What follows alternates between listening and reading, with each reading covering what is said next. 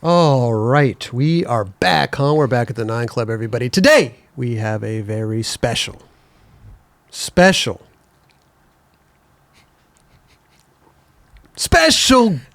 Mr. Steve Douglas is with us. How are you, dude? I'm very good. Thank you. Thank you for inviting me. Of course, dude. I'm looking forward to this a lot because, man, there's a lot to go over. There is a lot. I've been busy. Not for how many years? 40, 50 years you've been busy. Yeah. There's There's Since a lot. 1976. Giant Distribution, Dwindle, 411, Sidewalk now. Well, Not to mention your skateboarding in the UK, how you came up, car accidents. There's a lot to unpack here. But I'm looking forward to it. And I think we should start off. Well, how's everything? Are we good? Are you settled down? I'm a little ready nervous. to run. Yeah, I'm anxiously nervous. But, okay. There's a lot to talk about. I know you're an over-preparer, so Yeah, I I am, feel yeah. like even that can. You over-prepare. You make a lot of notes. Your mind's always going. Is that to your benefit or to your detriment or both? We'll see. I just mean in life, though. No, I think it's definitely helped me. Okay. It's definitely helped me. Okay. Definitely helped me making my notes. I've read articles over the years. They're saying the people that make notes are more likely to do stuff than people that don't make notes. Seriously? In fact, I think it was like Yale University that did an interview with everybody and asked them who made notes, and the 96% of the people, said they made notes. Okay. Didn't make notes. And the 4% did make notes. And they went back 20 years later, and the 4% had made more money than all the other people. And again, Where's my notepad? So that wasn't the reason why. And I read this many, many years ago, but it makes sense. I used to ride my tricks. When I have a contest run, I'd write down the tricks. And, Okay. You know what I mean? Like, I was very strategic with that. And it's just carried on. I take notes after every meeting. I'm making notes. If I don't make notes, then it's not going to get done. It's so weird. I have a big issue, and I know I'm not alone in this though. But it's like whenever I want to write something down, I can't. I can't I can think everything in my mind, but once I can't bring it to write it down. It becomes a block. What, On you how you wanna literally write it? can't write notes? Like I you just can't move your hand? It just comes out scribble. No, I just I can't put my thought to Right, paper. right. I know what you mean. Yeah. I definitely know Yeah, what you mean. I can't get it off. I can't get it down. Yeah, I got to write I can notes. get it up. I just can't get it down. Jeez. Anyway, so I would love to start here with New Deal. Okay. Even though I want, but then I want to go back to growing up in the UK in the 70s and skateboarding and how you got into it and all that stuff. But here's why I want to start with New Deal, because Julio De La Cruz was on our show recently. Love Julio De La Cruz. Skated for New Deal. Chariots of Fire. My favorite part in that video. But he's also a wealth of knowledge. Sometimes I'm like, I don't know if Julio's telling the truth right now, but it turns out that he is telling the truth a lot of the times. Probably majority of the time. But what I'm getting at is he was saying that Rocco helped fund New Deal to get it started with everybody. Paul Schmitt, you. Bod wasn't involved. Okay. How is there truth to that? Did Rocco help start New Deal? No, but there is. Okay. I'm glad we cleared that up. Let's go to the next. Let's go to the next one. But there is somewhat a part of it. So the way New Deal started was I was at a trade show. Bob the Knight from NHS, right? Super, very smart guy. I love Bob. You're honestly a legend. He's just retired, right? So he's just retired. And he came up to me at the trade show and he's like, Steve, when you guys, because we were riding for Schmitt sticks, right? We were part of Schmitt sticks. And Paul had this factory that it was quiet. Not everybody knew about it. Me and Andy Howell knew about it. Secret factory. Secret factory. Board factory. In Costa Mesa. And Bob came up to me and said, Steve, whenever you guys want to leave, we'll back you. And I was at the trade show and I just ran over to see Paul. And I go, Paul, NHS will back us. We can get the hell out of Vision. We can do this. And he's like, Steve, I've known that for ages. Rocco will do it too. And right then I went, we're leaving. Like I was on a mission. Now I knew it could be possible. Can I ask you why you wanted to get out so bad of Vision? We were the Vision. It was all about Vision. Why'd you want to get out of Vision so bad? We were just Paul didn't have a relationship with Brad Dorfman. Those guys wouldn't even talk. The lawyers had to speak to each other, right? It was just a terrible.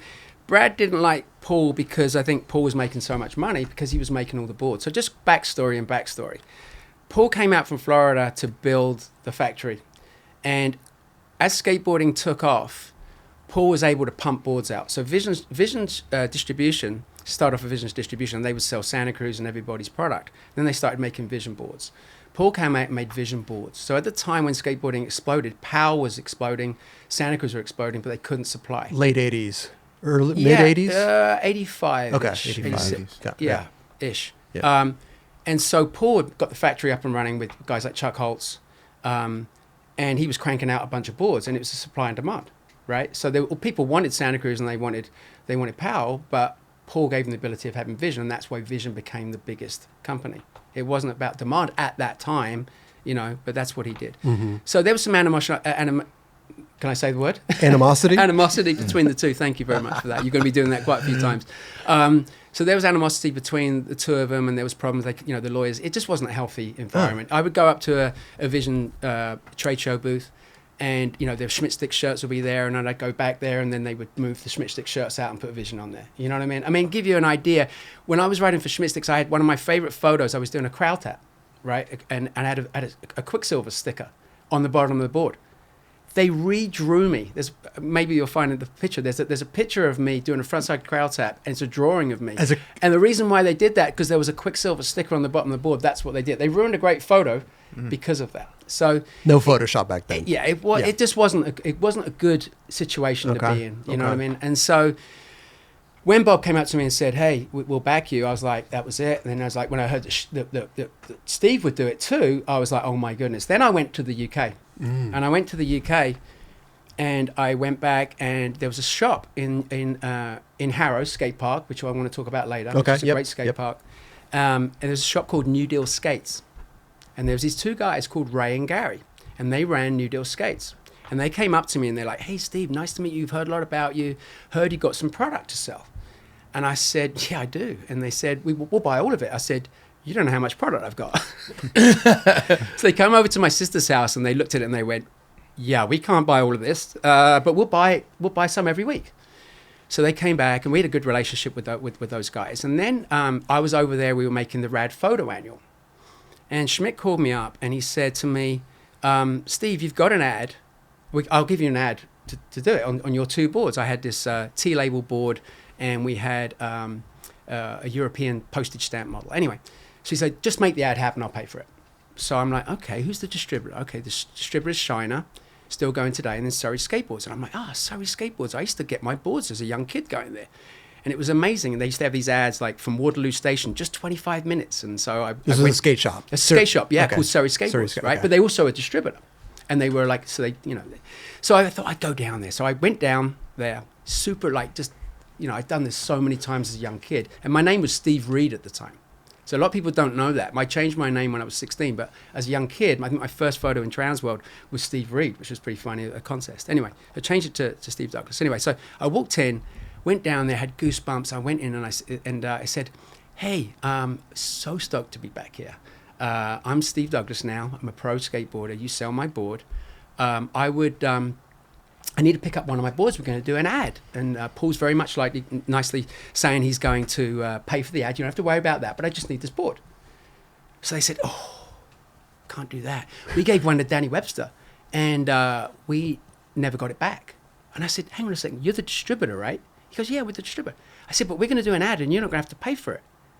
And he said, "Well, yeah, but you're not hearing me. Danny didn't give the board back." I go, "Are you telling me that?" And I took my wallet out. I go, "You telling me that I'm going to have to take money out of my wallet to buy the board with my name on it? That you distribute. That you're going to get a free ad from. You're going to get exactly." And I was just like, and he's like, "No, put your money back in your pocket." But at that moment, I'm like, shit's got to change. Now, you guys come from a different era. Yeah. When we were skating around that time, we were going to Europe. We were doing whatever travel. Unless you're on the Bones Brigade, you weren't being taken care of. It was down to you.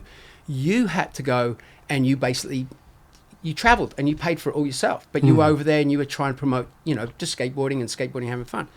But no one would ever do anything for you. The distributors nowadays, and going up in the night, the distributors would pay for a lot of the trips. New Deal helped change that. Okay. Well, So I was thank you. Yeah, I know. It's one of the most proudest things that I have in my whole things that I've done. I've been lucky enough to be involved in a lot of things. But this was one of the most things I was proud of. So that was a game changer for me. And then, so I was wearing these shirts, New Deal skates, right? And I get back to the US, and we have this contest in 1990. It was at Del Mar Playgrounds. And Chris Miller had just quit. He'd just quit. And he was going to start Planet Earth, and he was at ISPO, and Schmitt was in Germany, and Schmitt came back at an ideal time. I was skating the contest, and there was 3 rides counts, so it's one of those ones where you get me being strategic and thinking about it. I'm like, let's get a ride in I can make. So I made the ride, and I was like, push it on the second one, and then I pushed the third one, and I made him. I think I'd ever done that before. I made all 3 rides. Paul turns up, he's like, hey, Steve's great skating, and I had a New Deal skate shirt on. I'm like, Paul, we need to talk. And I'd already talked to Andy, and I'd talked to Danny and all the guys, right? So we went to Danny's there right by Del Mar, and I said, Paul, we're going to start a company called New Deal, or we're all leaving. Andy's going to SMA. I don't know what I'm going to do. I'm going to do something, but we got to do it. And that's where New Deal started, at that Danny's, at that contest. And funny story on that also was we went back and we sat in the room at one of the hotels there. And right next door to us was Jeff Grosso and John Lucero. And we're in this room, and Andy's drawing the first New Deal logo, right? The napkin logo, called it, right? Paul comes in the door, and he's like, hey, as long as we're not a rock and roll band and we don't make coffee, it's okay. And we were like, that's the logo, that's the ad. And that's how the New Deal ad started, right? Right. So then we were talking, and we told everybody, like, look, guys, we've got to keep this quiet. We've got to keep this stuff quiet. Right, because we got to get our paychecks, and we got to, from Vision. Patrol was going to, from Vision, we got to keep this all quiet. And meantime, just so I don't forget about it, Paul is making blind boards From Rocco. Right, okay. So that's the way that was working. Okay. So we were like, hey, we got to keep it quiet. And on my mother's life, I walked outside the house, outside the room, and Lucero was there. He's like, you Schmitt guys, you're way too happy. You're way too happy. Miller's lost. Miller's gone. Why are you guys so happy? He goes, you guys are going to leave, and you're going to start a company called New Deal. I swear. Ask Lucero this. And I'm like, my heart's going like this. I go, Paul, John, you know Paul's a pussy. There's no way he's ever going to, you know he's never going to leave. He's never going to leave, right? And so I said, no, New Deal skates, because I had it on a shirt and I had it on my board in this contest, right? And I said, no, it's just my friend's skate shop, little skate shop in Harrow. I'm just supporting those guys, you know what I mean, like that. And I'm just like, oh my God, we hadn't even gone 20 seconds from the saying to everybody, you got to keep it quiet, to... He was putting 2 and 2 together by your shirt. By my shirt, yeah. Okay. So New Deal skates, right? Okay. And so then we went back, and it was an amazing time, because we basically camped out at Paul's house for a couple of months. I was making the videos, which was hysterical, because I still today, if there's something going wrong in the house, I'm like my wife, Frances, thank you, Frances. I mean, she'll take care of all of that. So, I made all these videos, and what was crazy about it was when we made those videos, we made this 15-minute promo, a lot of the footage was 3 years old, right? My footage was Raging Waters. That was 1987. There's other footage that I think we're going to see later, and that was the day after Raging Waters contest. That was like 90% on Reno contest, which we'll get into hopefully when we talk about Lee Ralph. There's footage from that. So it was really only like 10% was new product. It was new footage. So a lot of that 15-minute promo, which we released before the actual the brand came out. What year did the brand 1990. 1990. So we were trying to keep it all secret. So but then we got to a point where we could start telling everybody. So I made this fax, and I think I've got the fax here somewhere. And it was like, I thought I was being dead clever, and I was just like, hey, this is Steve Douglas, and me and Ed Templeton and Danny Sargent, we're all starting this new company. Please don't buy our previous product. And I said, a skater run company or something like that. And we sent this fax out. Little did I know, it was Paul Schmidt's fax, and at the top of the fax line it said PS Stick. So as soon as I sent it out, everybody knew. So it was just like, then it was out the bag. But that's how New Deal started. How did And Denike helped fund it, or No, he was the spark. He was the spark. He was the spark at the trade show, and he said, "Hey, whenever you want to go, we'll do it." What about? And Sorry. and then I ran around to Paul and I said, "Paul, he'll do it." And he goes, "Yeah, I've known that for ages." I'm like, "Why do you tell me?" What about the Rocco thing? Rocco didn't help either. He didn't help fund anything. No, all he did was he gave us. He gave Paul cash flow, right? He gave Paul the cash flow from making Rocco's boards. Yeah, making the blind boards. Blind. Specifics. So Rocco is going to PS Sticks to make the blind boards, Right, which is a secret little place. Which is a secret little place. Okay, so that's how your guys are funding. Yeah, that's how Paul did. And Paul lent on all of these, great relations that he had with all these suppliers that he'd been making so many boards. I mean, he's made 19 million skateboards. That's It's insane. 19 million. So there's some truth to the Julio. So story. Right. Not exactly that, but there was. Yeah. He didn't know that he was funding the starting of the new company, but he was getting something. He was getting boards made, and you guys started a company. It was. I got to tell you, it was so refreshing to be able to start our own company. I remember. Yeah, this is the letter. There. That. But wait, where's the?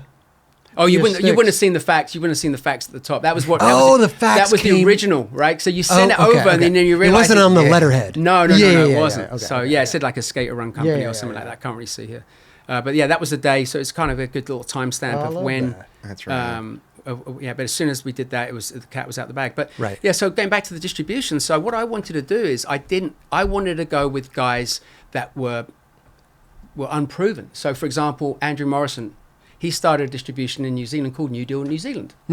Red Hot Sports was Hazy Lindgren. He did his own company. He was a New Deal skater, and he did his own company in Denmark. Jean-Marc Facette, who has V7, he only had Tracker, and we gave him New Deal. So I was always looking for people that were had passion for skateboarding, that were skateboarders, because I wanted skateboarders to be in skateboarding to be in the hands of skateboarders. Sure. Right? That's what I wanted. Right. Kind of came back to bite us with the blank boards, but that's another story. That was my big focus. And in the UK, I hit up Ray and Gary, and I said, hey Gary, I'd like to start this company called New Deal. Do you mind? It's your name. And he's like, we would love to do that, but we want to be the distributors. And I went and I said, would you mind if I was a part of it? And they said, no problem. So I went up to Paul. I said, Paul, I want to change distribution. Can I do this in the UK? Called it New Deal UK. And he's like, Steve, you can do whatever you want. And that's how New Deal UK started. Okay. So we had this little shop started New Deal UK, and our competitors were going like, these guys don't know what they're doing. They don't even have a database. I didn't know what a database was. My partners were builders. They didn't know what a database was either. But their tenacity and hard work was just simple and incredible. Right. And so when we made this promo video, I sent a master over, which was really just a VHS tape, and then a bunch of stickers. And they went out and we sent this to all the distributors around the world. And we said, this is the way to launch the New Deal. And so everybody that did that saw success straight away. So we had a video floating around all around the world. And it's funny, later I found out in Sweden was, they didn't do very well with New Deal at the beginning. And I'm like, you guys did duplicate the video? And he's like, we didn't. And I'm like, there it was. So New Deal it just killed it. And my partners, Ray and Gary, they would drive around the whole country and just stopping off at skate parks and giving these videos. They gave out all of these videos. And at the end of the video, we actually had the product. You could actually see the product. The funny story about that was that I had all the product ready because I'd laid it up in Paul's house because I invited Bod over to be a part of it.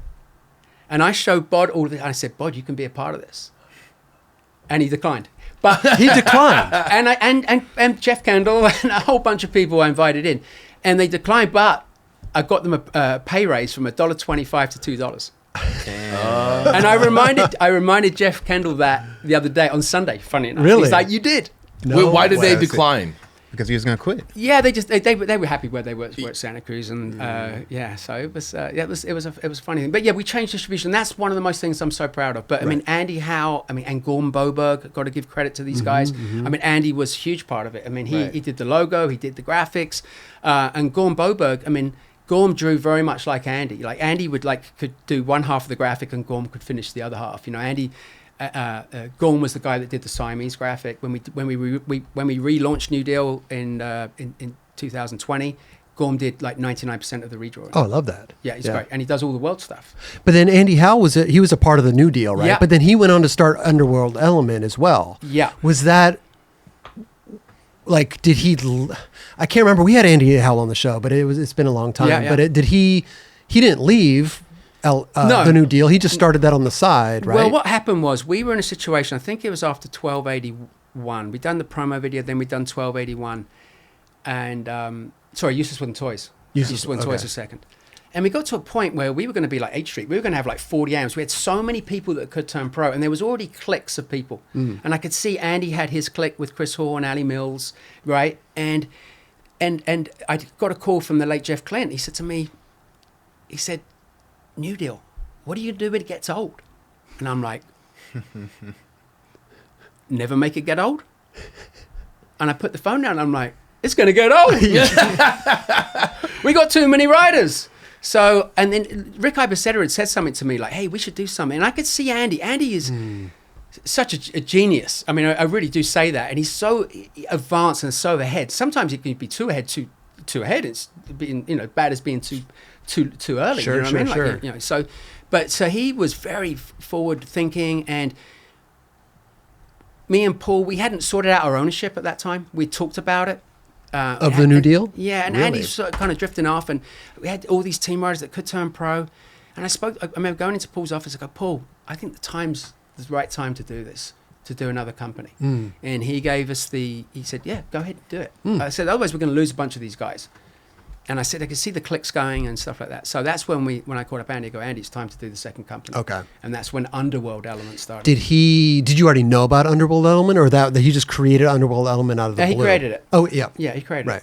Okay. And it was very different from Underworld was, and we had probably the worst launch in the history of launches of a skateboard company. We had the dingiest, darkest booth. Paul, I love you, but I've got to be truthful, as always.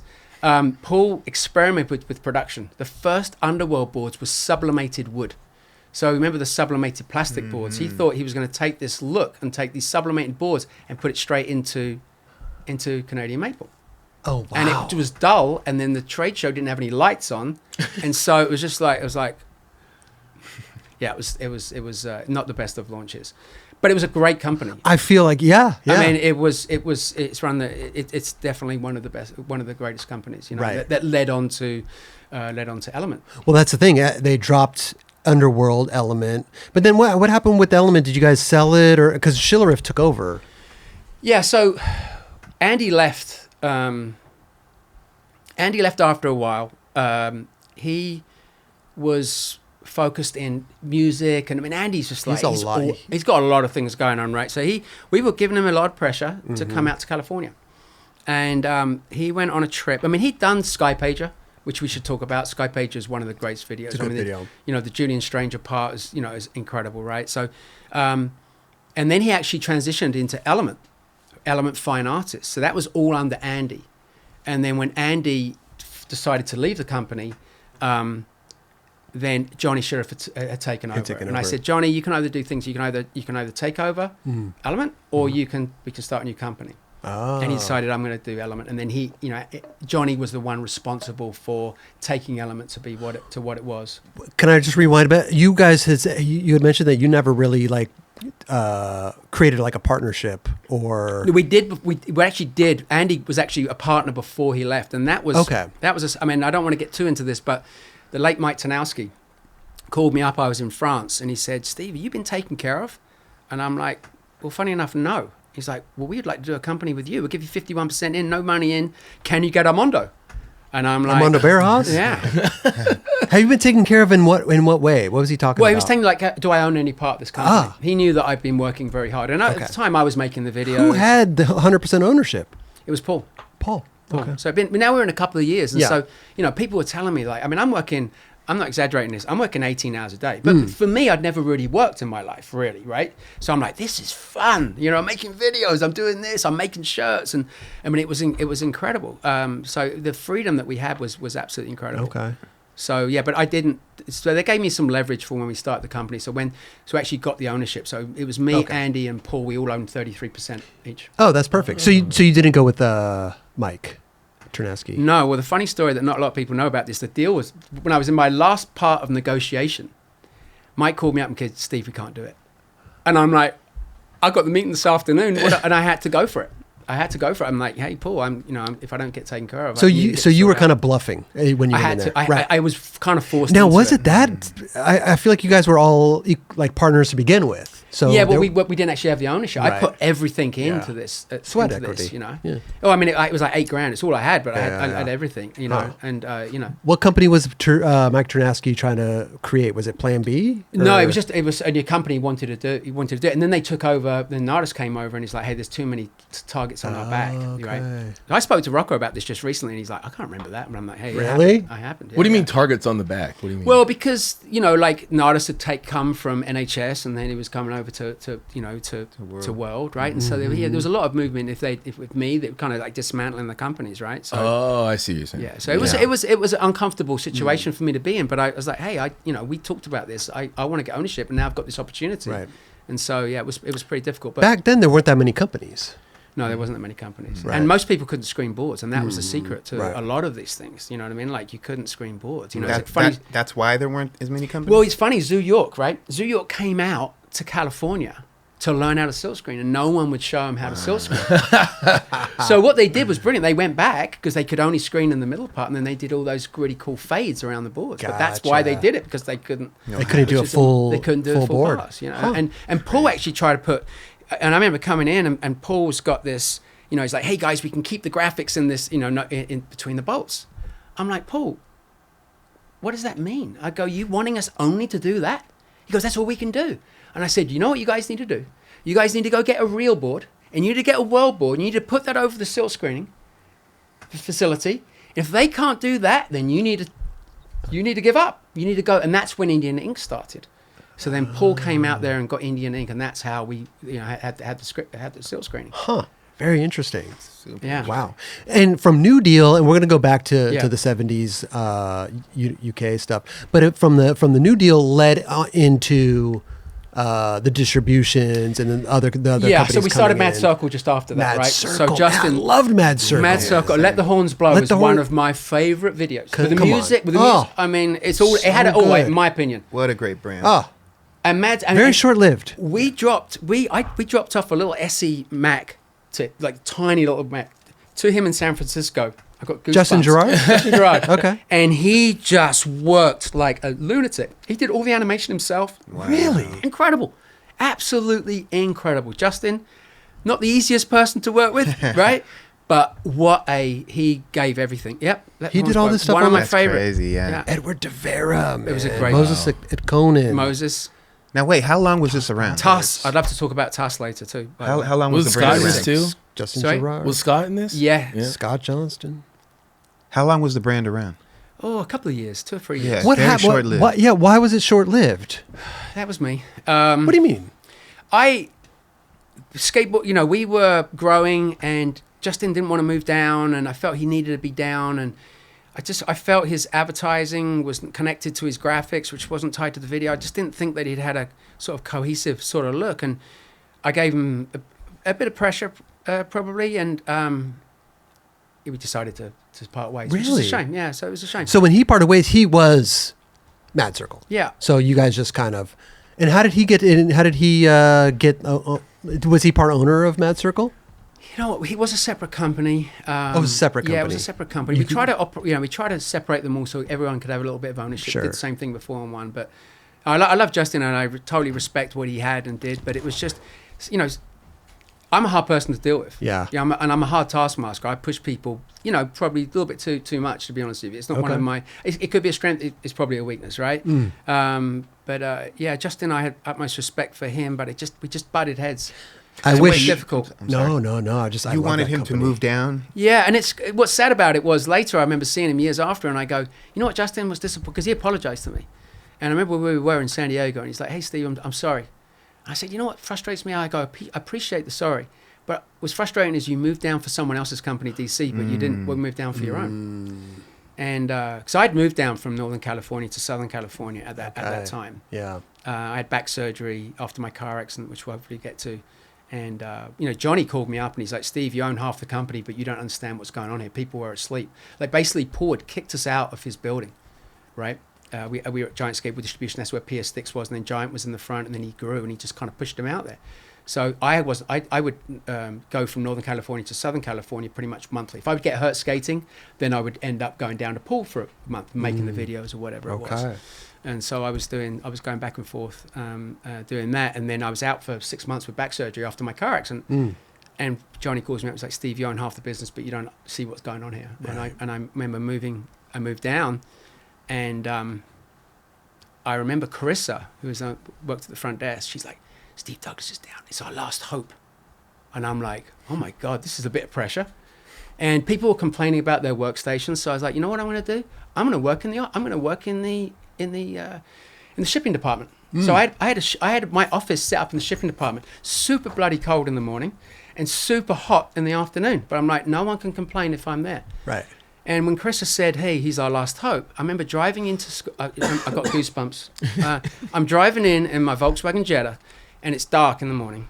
And I'm like, when I was at school, I was an absolute nightmare. Like, I thought school was a big joke. I thought the world was going to end in 1984, Nostradamus. I got my dates all. So I was like, school is just for fun, right? Like, and just think about skateboarding every lesson. Didn't even pay attention at all. The teacher would ask, hey, Steve, to speak. And I'd be like, and I knew where I was, but I was skateboarding in my mind, right? Anyway, so there was one teacher that I couldn't mess around with. He was an ex-special police group guy, real hard bastards, right? Not to be messed up. Even if you're a kid, they would still sort you out. So I sat there, the only class I sat there in, like this, right? And I'm like, what's my version of that? So I went in, and Jim Bob, never forget him, he turned up, and I had a conversation like this. It became quite famous. It was called the 110% Talk. And I said, Jim Bob, I'm down here. I don't want to be down here. I like Northern California. I'm down here to make a difference. I want this company to be the best it possibly can be. And if to be the best it possibly can be, I need every department to be the best it can be. If I have a great shipping department, but I have no marketing, or I have no sales team, or I have no accounting, I need everything to work together. So I want you to look at me in the eye, tell me you're going to give me 110%, or you can fuck off right now. Okay. Luckily, he shook my hand. He goes, job security. He goes, we used to ship, $250 a day. Now we're shipping 50. He goes, thank you.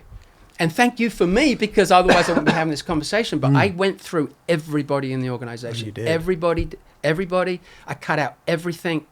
I met the bank manager straight away. And at the time, before this, I was the team manager. That's what I did. I made the videos. Paul had kind of basically kicked the building out. There was no leader. And I said to Paul, you know what? I love you, buddy. You stay in the wood shop. Stay in the wood shop. And there was I remember there was something came out in Thrasher, and it said, is Paul going to, in Thrash, it was like, is Paul going to make his a manufacturing only affair? And I got in the car, I drove over to Schmitt. I go, Paul, what is this? And he's like, I sometimes think it. I go, so you said it? So you've talked about it? I go, I moved my life down here. And you're thinking about giving this whole thing up? He goes, well, I think so. And I was just like, whoa. Anyway, so Paul did the manufacturing. I basically focused on, and I was now the business guy. Okay. I went and met our bank manager, and he said, Steve, your company is out of control. Out of control. the bank manager. The bank manager. First time I met the bank manager, I'm like, he goes, your company is out of control, right? And before that, I actually want to come back and say, I've got to give Bob the Knight some more credit. As we were driving down to take over Giant Skateboard Distribution, my Amex card didn't work. Didn't really think that, we had our worst month in the history. We had a worst week, $16,000 week, right? Later, we would do $1 million back-to-back weeks in the same building, right? And Bob DeKnight came over to the trade show. Something about me and Bob and trade shows, right? Yeah. So Bob comes up to me. He's like, Steve, it's all there. Make it count. That's all he said to me. It's all there. And I was thinking, it is all there. We've got the manufacturing. We've got the riders. We've got the brands. Sort it out. Make it count.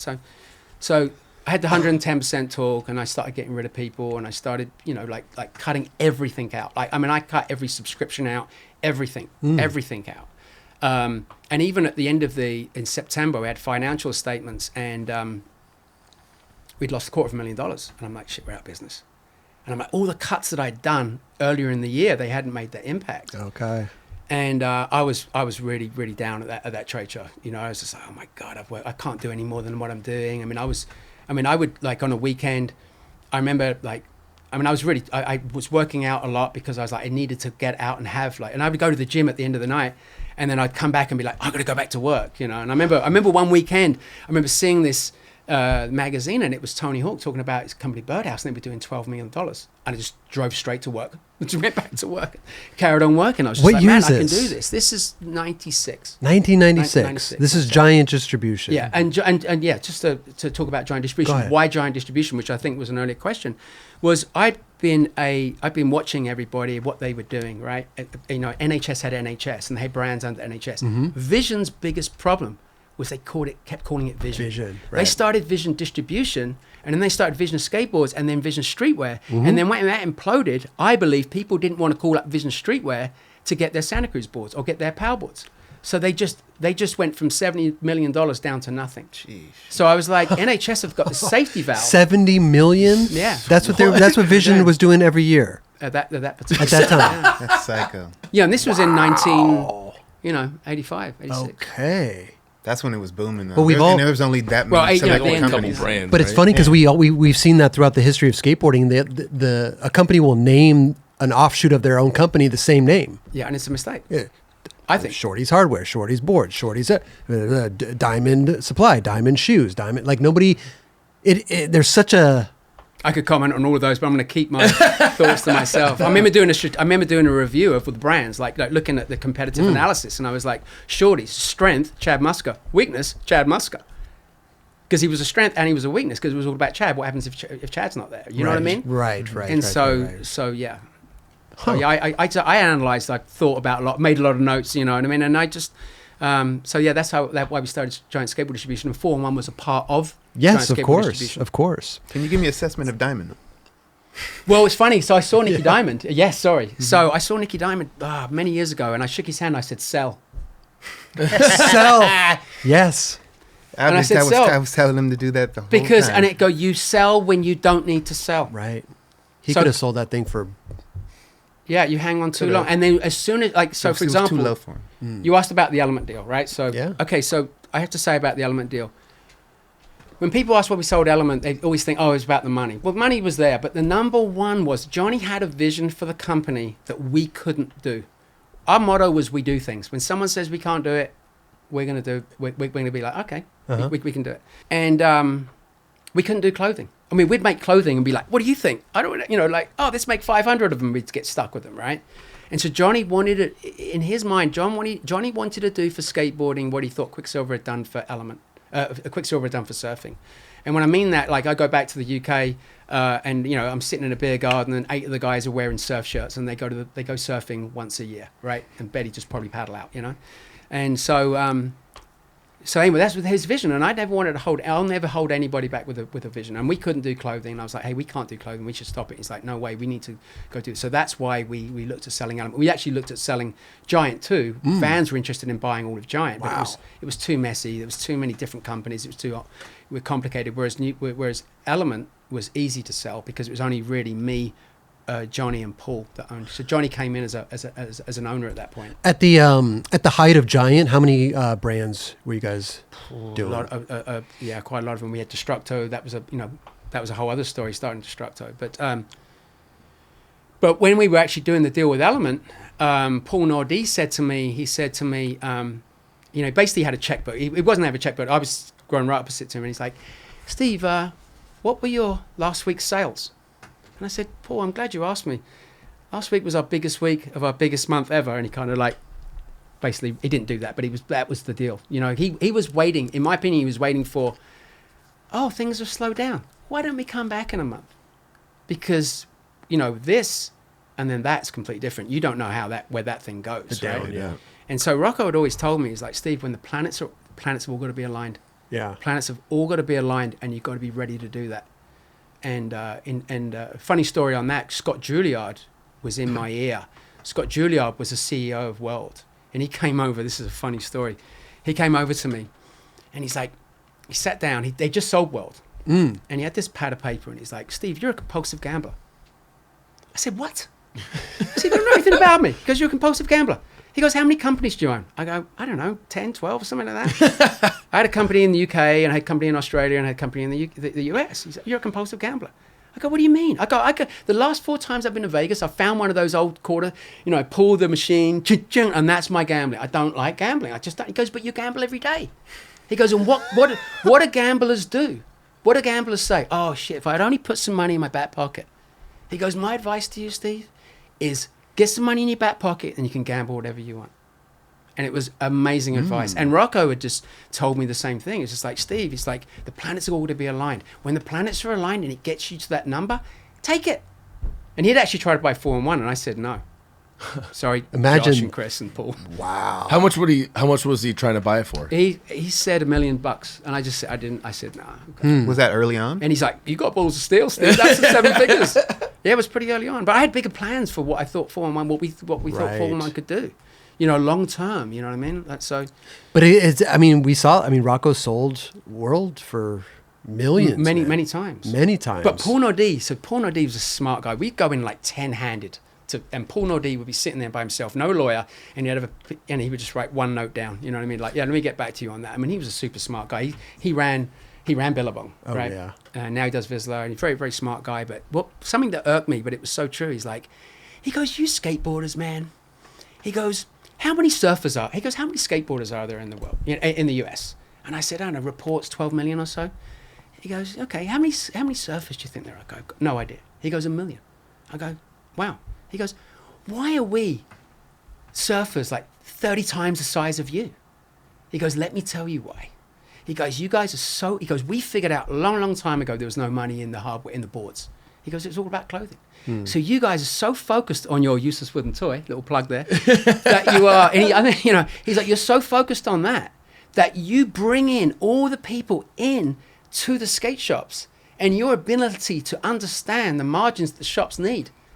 They leave without clothing and backpacks and everything else like that. And I said, Paul, you've nailed it. And you're absolutely right. But it is, we are so institutionalized by this useless wooden toy. We love it. Sure. We absolutely love it. Right. And it's, sometimes it's not always about business. It's about your heart. So that's a quick side note. It's interesting because like in skateboarding right now, there aren't that many clothing companies. Right. Mm-mm. It's all hardware. It's all boards. Yeah. It's all useless wooden toys. Yeah. Yeah. Very few. Interesting. Okay. Do you want to go back? But Element was basically the first skateboard brand to go into like that type of world, right? Well, Like that type of like clothing world you're talking about. Well, it's funny. So after Vision Streetwear, right? Vision Streetwear had that, but sort of at the new sort of skateboard companies. And I do want to say, you got to give a lot of respect for Steve, whether you love him or hate him. Steve Rocco, right? Yeah, I mean, for he sure. opened the door to skater-owned companies. Yeah. Oh, Right. damn. And once that door was open, we all rushed in. Like 1990 was a transitional year. Planet Earth, Yep. Real, Alien, Black Label. So many companies started that. So you got to give respect for Steve for doing that. Absolutely. And it was funny, years later, when we had the blank board situation, the blank board articles and all that sort of stuff that was coming out. My friend Shane O'Brien, he said to me, he's like, Steve, I've listened all my life, listened to you going, skateboarding should be run by skateboarders. He goes, Steve, you've got this now, and it's a goddamn nightmare. It's a free-for-all. And you think about it, it was. Yeah. Because we had let all these guys do whatever they wanted, because we never were able to do that. And so we were allowed, we as the skateboard companies allowed all the riders to ride blank boards. But that was I feel like that was a Rocco thing though, because these guys were taking all of the boards out of there. It was all of us. I was there We all real did it. time. Like we were taking so many of the production boards that they were like, nah, we're not going to do that. And they made blanks specifically for that, and they left them at the skate We shot park. ourselves in the foot. But you guys followed suit with that. We allowed everybody to do it, and then it was not cool. Would you agree? Everyone, like I remember having this interview with Ron Carnegie, and we had a New Deal team meeting, and this was after we had one of the industry meetings, which I guess I can't really get into. But anyway, that's another story, another time. But we talked about that at the industry meeting. It's just like, guys, we got to stop this. Like we are shooting ourselves in the foot. You know what I mean? We've got to put graphics on boards, right? That's when actually the Grapevines finished. After that meeting. So there was a bunch of stuff that came out in that meeting. Okay. And we weren't talking about pricing or any of that crap. It was just more like, hey, how do we all work together? Because skateboarding was pretty negative at that time. And we're talking 94, like 93, 94. Everyone was riding, 7.5-inch whiteboards, 38 millimeter wheels, Yep. white t-shirts, right? Oh, Some yeah. things don't change. Yeah. I was Right? a part of that for sure. And the guys, Yeah. and so Ron Carnegie had this interview in Transworld, and I said to him, I go, Ron, this is great. Here's your whatever $500 check for this interview. I said, guys, just so you know, if you guys ever get an interview like this, you guys are off the team. I go, you are not promoting anything. You know what I mean? But Ron would tell me, he's like, Steve, it's so bad. Like, if I wear a Vents shirt, people are giving him a hard time for wearing a Vents shirt. For It's logos. like anti wearing it. And here we are, we're trying to run this skateboard company. Yeah. Right. And I remember one thing I'll say at this industry meeting that we had, and I remember telling everybody, I said, look, guys, imagine skateboarding is where it is right now, but imagine at the same time, and I used my hands like this. I was like, imagine if we got this right now, but imagine if we had a mini ramp scene from here, and then a jump ramp scene from here, and then we had freestyle, and then we had, vert, and then we had, slalom, and all these things. Instead of skateboarding being this, wouldn't it be that big? And I used that with my hands. Anybody in that room will remember Right. that that's what I said. And we went back after that meeting, and we started doing, we did gummy bears wheels, I think, for GSW, and we made longboards, and we made all this sort of fun stuff to try and make it a little bit more accessible, because it was, at the time when I was, pushing around after my car accident, I would go to the skate park, and I was laughed at if I had a big wide board. Do you know what I mean? If I was riding 60 millimeter wheels, like Neil Hendricks was a vert skater, obviously, and he would be riding 38 millimeter wheels. Yeah. And Chris Miller would be going, what the hell are you trying to do, Chris? Got to push on the flat bottom to get up the other side. You know what I mean? Yeah, But he was like, I have to do this. I have to ride these super skinny boards and these super small wheels because he had to fit in, Right. So it was difficult. So it was a very interesting time around that time. Well, even that time too, that vert was dead. They're Vert was not. dead. Yeah. It was all Yeah. basically what was trending at that time, right? That's what was selling. Yeah. There's no other, like you said, 60 millimeters were barely made. Oh, Probably. no, Yeah. for sure. Yeah. Tuss. Let's talk about Tuss. I want to come back to Tuss. Go ahead. Purpose. So Tuss was in that Mad Circle video, and if you look at his footage, there's no one on the ramp. There's no one on the ramp, and the big part of vert skating to me was the sessions on the ramp, pushing everybody, And he said to me, he's like, Steve, I want to single-handedly bring back vert skating. That was his, that was his determination. Right. And I remember calling him up, and he'd broken his femur. And Justin had called me up, and he was like one of the first skateboarders in my memory to break a femur. I remember calling him up, and he's like, "Hey, Steve, how you doing?" I'm like, "Tuss, what's up?" And he's like, I go, I heard you, I broke my femur. He goes, man, I wish they'd put one in the other leg. Then I wouldn't have to break that one. That's a good way to look at it. That was Tuss. He was a lunatic, And then his brother Ben, Right. Oh, yeah. Let's not get into that. But Ben rode for me at New Deal. Yeah. I do want to go back because I think a lot of people need to understand too is like where you came from. Also, like the UK, growing up in the 70s, how skating out there. Like, what was that even like? It was fantastic. I wouldn't change any of it, but it was like, have you ever guys seen The Warriors, the film The Warriors? Oh, yeah. Going skateboarding was like going to the Warriors. But I had to go. They had to go back to Coney. They were trying to fight their way back to Coney Island. I had to get to Coney Island, and then I had to come back. And how old were you at this point? I started skating when I was 10 years old. Okay. But skate, the UK is a rough and ready place. You learn quickly on the streets, and there was all sorts of. I used to hide my skateboard. I used to hide. This was when I was a bit older. When I was younger, it was a fad. It was big. Skateboarding was huge in the UK, huge. And the guys in the 70s, which I hope we come back to later, the UK had an incredible 70s scene, and what helped that is we had a lot of Americans coming over. Right, so my first skateboard I got from a toy shop. I'll be really quickly on this, but it was a Superfly Slalom. It was a little plastic board, absolute piece of crap. And it was funny because I bought it from a toy store. I didn't even know a skate shop existed. When I went to the skate shop, I remember it was in Watford, just outside London. And I remember going in and I'm like, oh my God, there's a skate shop. And it was just incredible. I'll never forget it as long as I live. And I got these red Kryptonic wheels, right?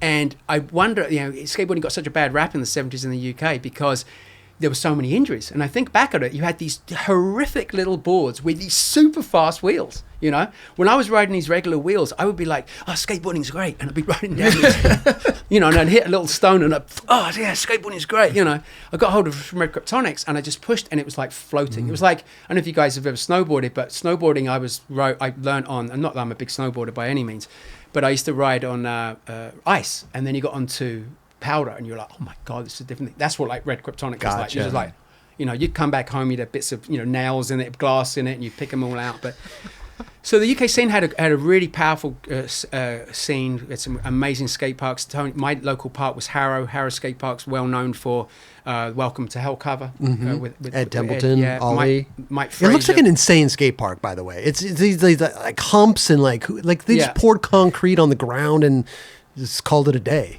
It was. I watched it all being built, which was classic. But we had this big hump, which was where all the dirt was made, and we would go there because there was a Harrow Leisure Centre. They used to have this skating rink, and so there'd be like sessions every Saturday. So you go on this skating rink, and then afterwards you go check out the progress of the park, and then we would all be on the hill of this man-made all the stuff that's taken out of all the bowls, and there'd be people that some of the skate park would be finished, and they'd be flipping us off.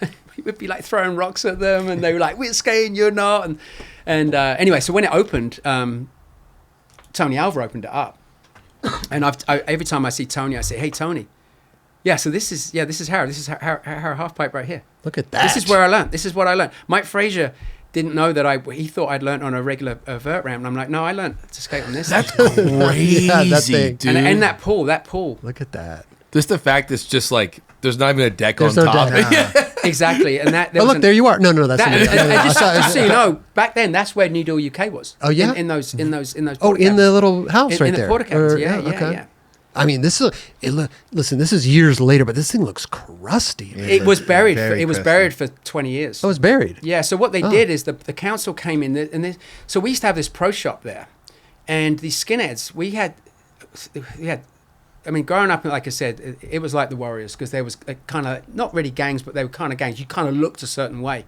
So we had all these skinheads, and I'd have to go pick in the pool in the morning. I would have to clear out all these glue bags because these guys would sniff glue, right? Oh my God.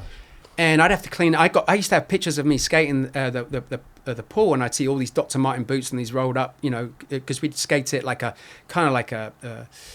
We skate the shallow section, and then we'd come back and do like a one hit, then go back into the shallow section and then come in. It was a hard pool to skate. People hated it. Okay. But it was a difficult pool to skate. But that's all we had, and so I mean, this is where I grew up. So that's the bollocks. We called that the bollocks. Like never mind the bollocks, but it was the bollocks, and that's the other part of the bollocks. Because this part right here looks just. Yeah, this is what I'm talking about. Yeah. It's insane. But it was great because you could Rusty. we could just fly over these things and just like bring Right. your legs in and get so we could work it.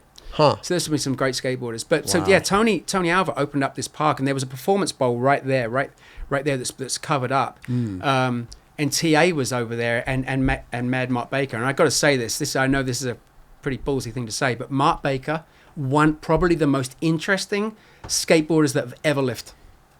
He could have a Netflix documentary on him, and every part would be completely different. And skateboarding was just one part. Really? Honestly, guys, if you get a chance to Google I've never Mad even heard Mark of him. Baker, he was the first one to have a skateboard pro truck. Mark Baker Megatron truck. Really? Mark Incredible. Baker. If you Google him, Mark Baker skater, he has honestly one of the most incredible lives. He needs to come on here, but I can't tell you his story. But honestly, he went to the circus at 8 years old. Then came out and then skateboarded, and then turned up in New York, became the king of New York club scene. He would do all the celebrities. Yeah, Mark Baker. There we go. Mark on one of those trucks. There he is. And now he's in Bali, living in Bali, and he's got like a pack of wolves, and he runs all these Like clubs. that's his gang? He's just Or crazy. he's got, honestly, like, if you actual bring wolves? up his Instagram, like wolves. Oh. Like so, this is TA. Wait, this is what? TA. That's Tony Alva. Wolves. Yeah, I thought crazy. the pack of wolves was his buddies. No, yeah, pack of, so he's incredible. This is him, and that bowl. I think we have some video footage of him dropping in on that. So yeah, he was a wild. That's a Mark Baker truck right there. So what you're saying? He runs clubs in where? Well, he was in New York. He was like the guy. Like the guy. I mean, like he has John Gotti stories. I mean, like he beat up 3 of John Gotti's guys. Wow. And Okay. and he had a meeting with John Gotti. Many And John lives. Gotti's like, get out of here. I'll tell you no, seriously, it's insane, his stories. He worked with some of the Russia mafia, like that. He was debt collector, been in prison. I mean, Dang. he looks like he's been eaten by a shark. I swear to God. I swear to God. He's Well, we'll have to get him on the show. He's He not- sounds interesting. Yeah, it sounds like a good guy. he's not. This is Harrow. This is where I grew Okay. up. But there's a part of him dropping into this performance bowl. So this is where I learned how to skate. This pool. So it was really hard to it was really, and this is the performance bowl right here. Mm-hmm. So it's the front side. I think it's That hair. So when you're learning how to skate out there, that bowl is frightening. It's thing so looks goddamn huge. big. What is it? 20 feet high? What Jeez, is this is a mega bowl. It's a is. mega bowl back then. It's What the for me hell? as a young kid, it looked like it was like 300 feet tall. All I did was a 2-wheel out carve in there, and I'd probably go up a quarter of the way, not even all the way. It was so gnarly. But TA was skating there, and for this demo with Mark opening up the park, and I always told TA, I go, Mark, TA, I go, you know, I've always told you about Howell, and you were there, and you opened up park. He's like, yeah, Steve. Every time I see you, I go, well, one thing I didn't tell you was that I never watched you. Because I was always wanting to get in the pool, and I was such a little kid. No one was all the top guys were in the pool. So I remember watching him and going, no one's in the pool. So I went into the pool and I skated and I got blue tile. Zzz, zzz, and it was just like, it was so addicting. It was so addicting. So yeah, I didn't watch Tony. I just, wherever he was skating, I went skate somewhere else. And so I just, it was incredible. So that was the beginning of Harrow. Well, when you were saying too, like, you know, growing up in the UK in the 70s, and it was like the Warriors. Like, why was it so? Well, Harrow, we had all these skinheads. Okay. So we had skinheads, and we were in the middle, and then we had all these. But you said you were like hiding your board at one point. Well, yeah, because I'll get to that in a second, because it's a lot. Pretty much everybody did that. Oh. Pretty much everybody did that. But see, at Harrow Skate Park, for example, I had some run-ins in Harrow, which was very, very difficult. I was surrounded by about 20 characters, I'll say. And one of the guys like, you think you're tough, you think you're this. And I was like, no, I don't. And they're like, you couldn't even get this little guy. And I said, no. And he goes, why don't you fight him? He goes, no, because he's my friend.